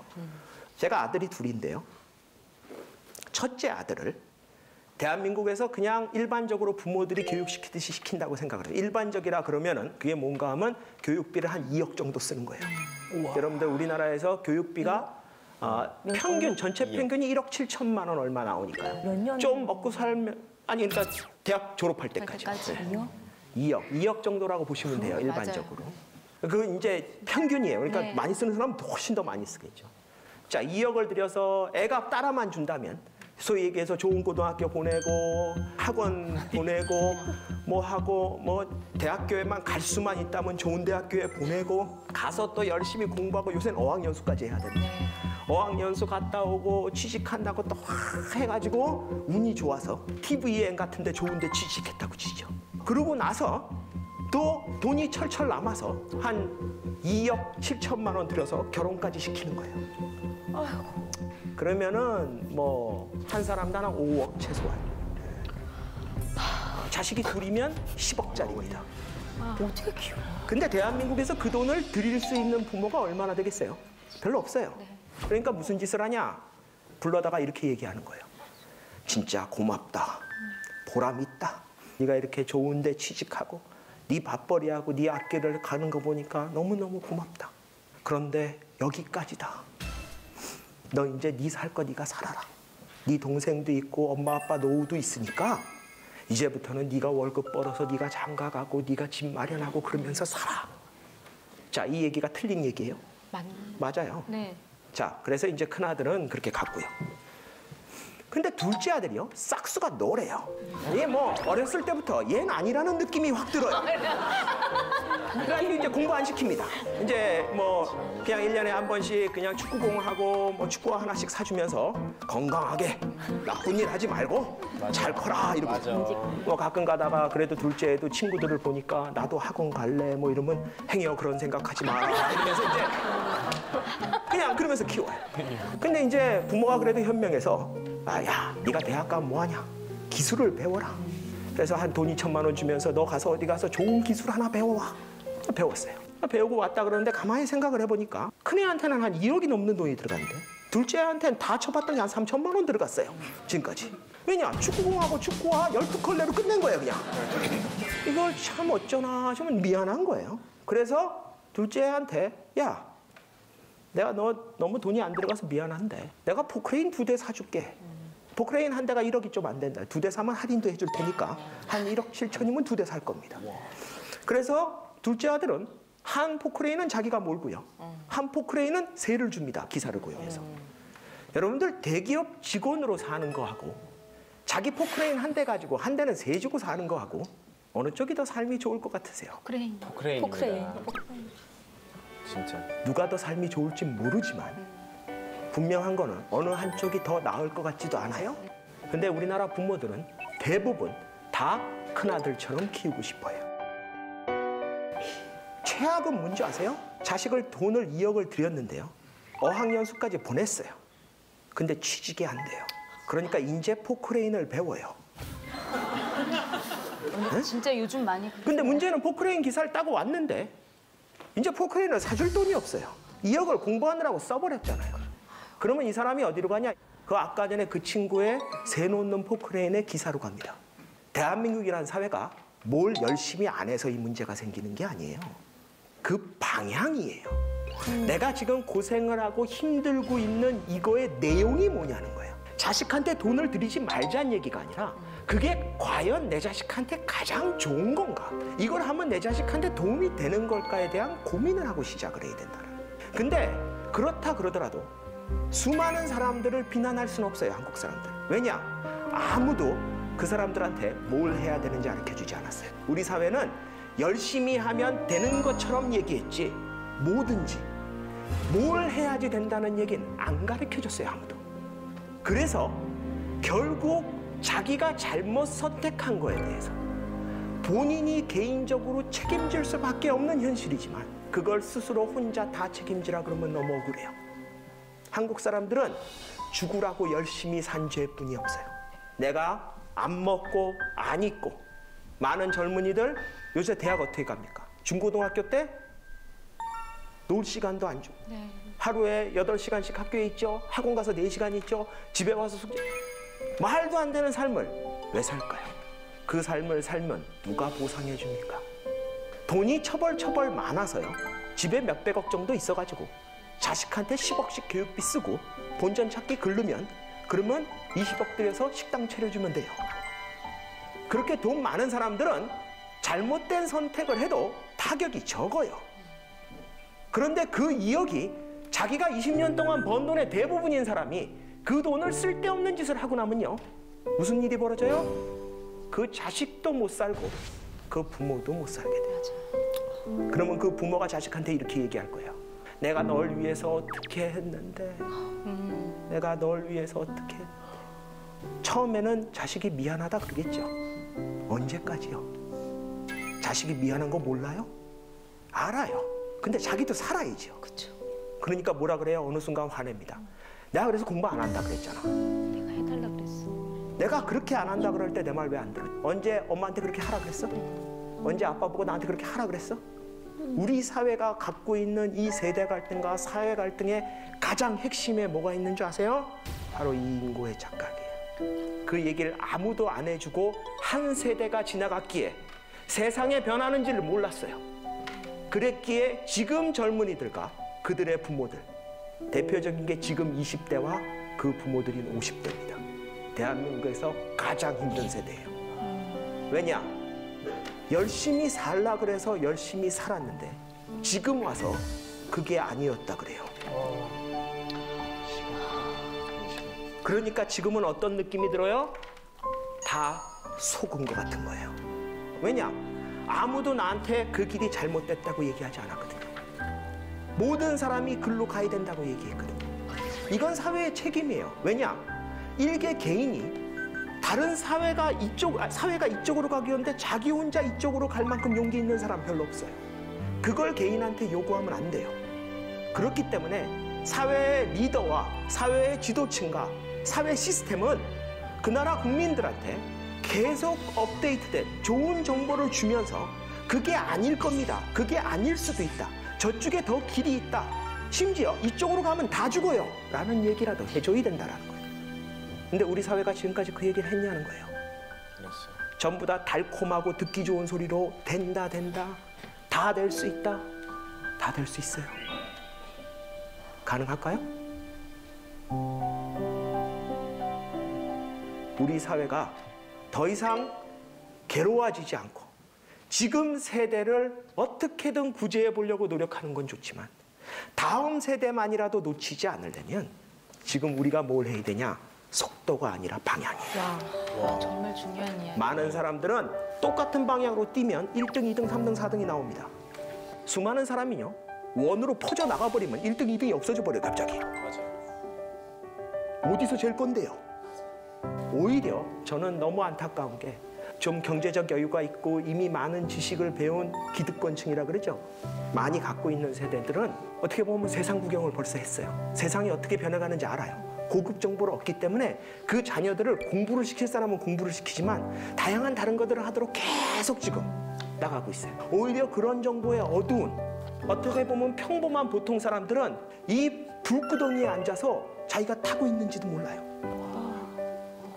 저는 대한민국이 더 이상 달콤한 말로 될 거라는 얘기를 하는 거 좋아하지 않아요.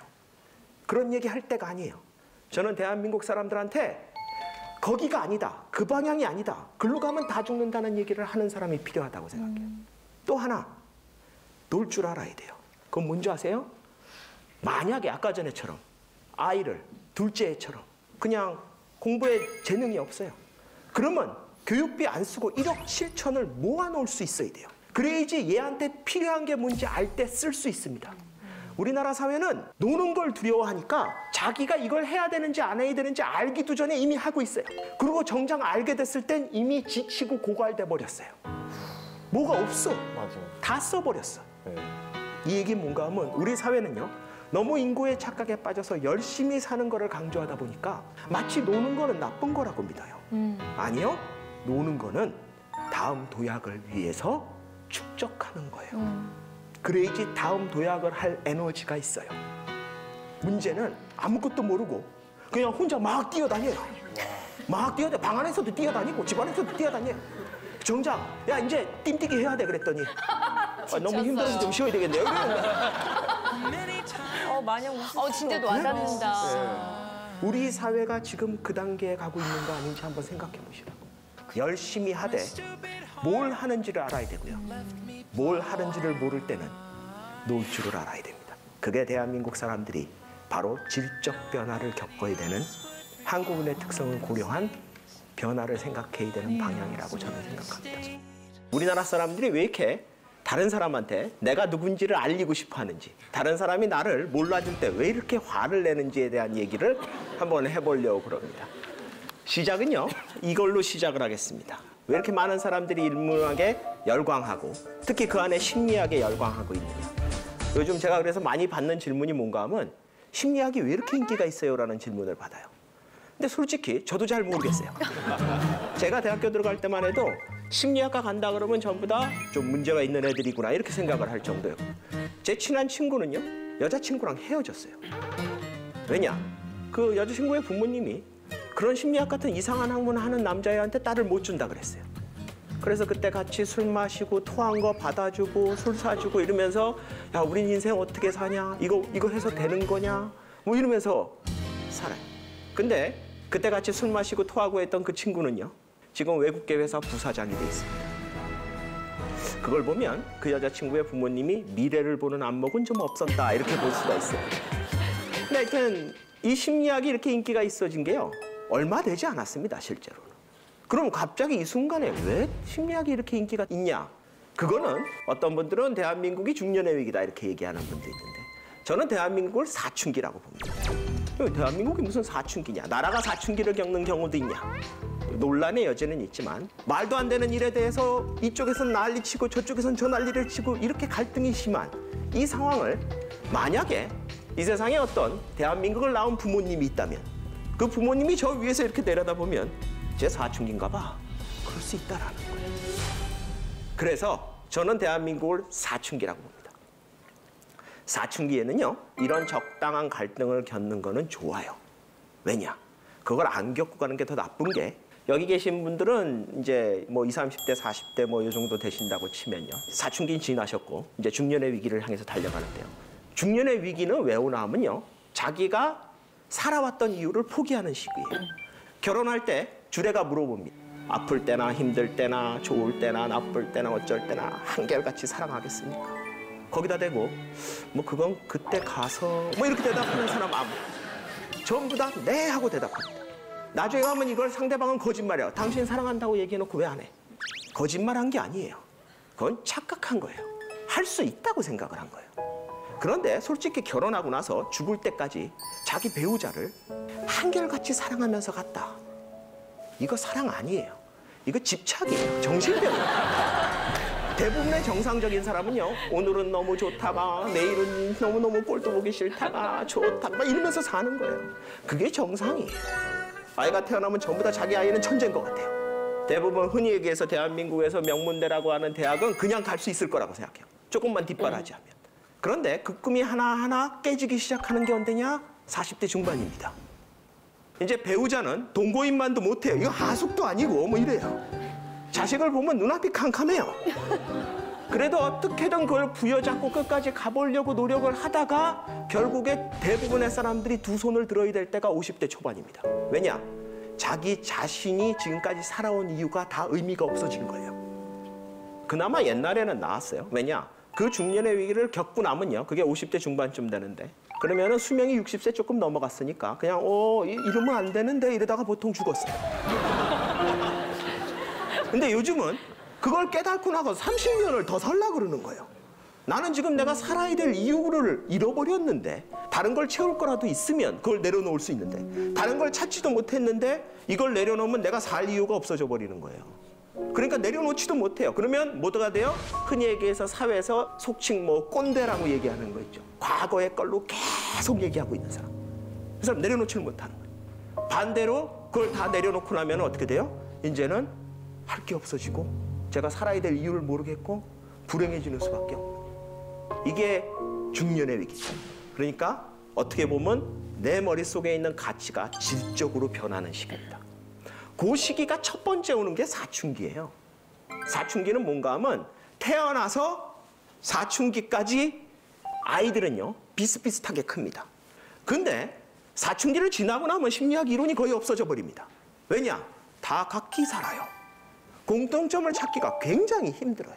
그 얘기는 뭔가 하면 태어나서 사춘기까지 살던 그 자기를 지배하고 있던 유전자의 영향, 부모의 영향, 사회의 영향을 극복하고 자기가 살아가야 될 이유와 의미와 가치를 새로 찾는 시기가 사춘기예요. 그 살짝 공백기가 있는 거예요. 그래서 이런 말이 있죠. 북에는 핵이 있고 남한엔 중이가 있다. 남한엔 중이가 있다. 왜 그런가 하면 내가 뭔가를 가치를 갖고 있고 의미를 있고 내 행동을 지배하는 뭔가가 있으면 사실 내가 죽이고 싶은 사람이 있어도 안 죽이죠.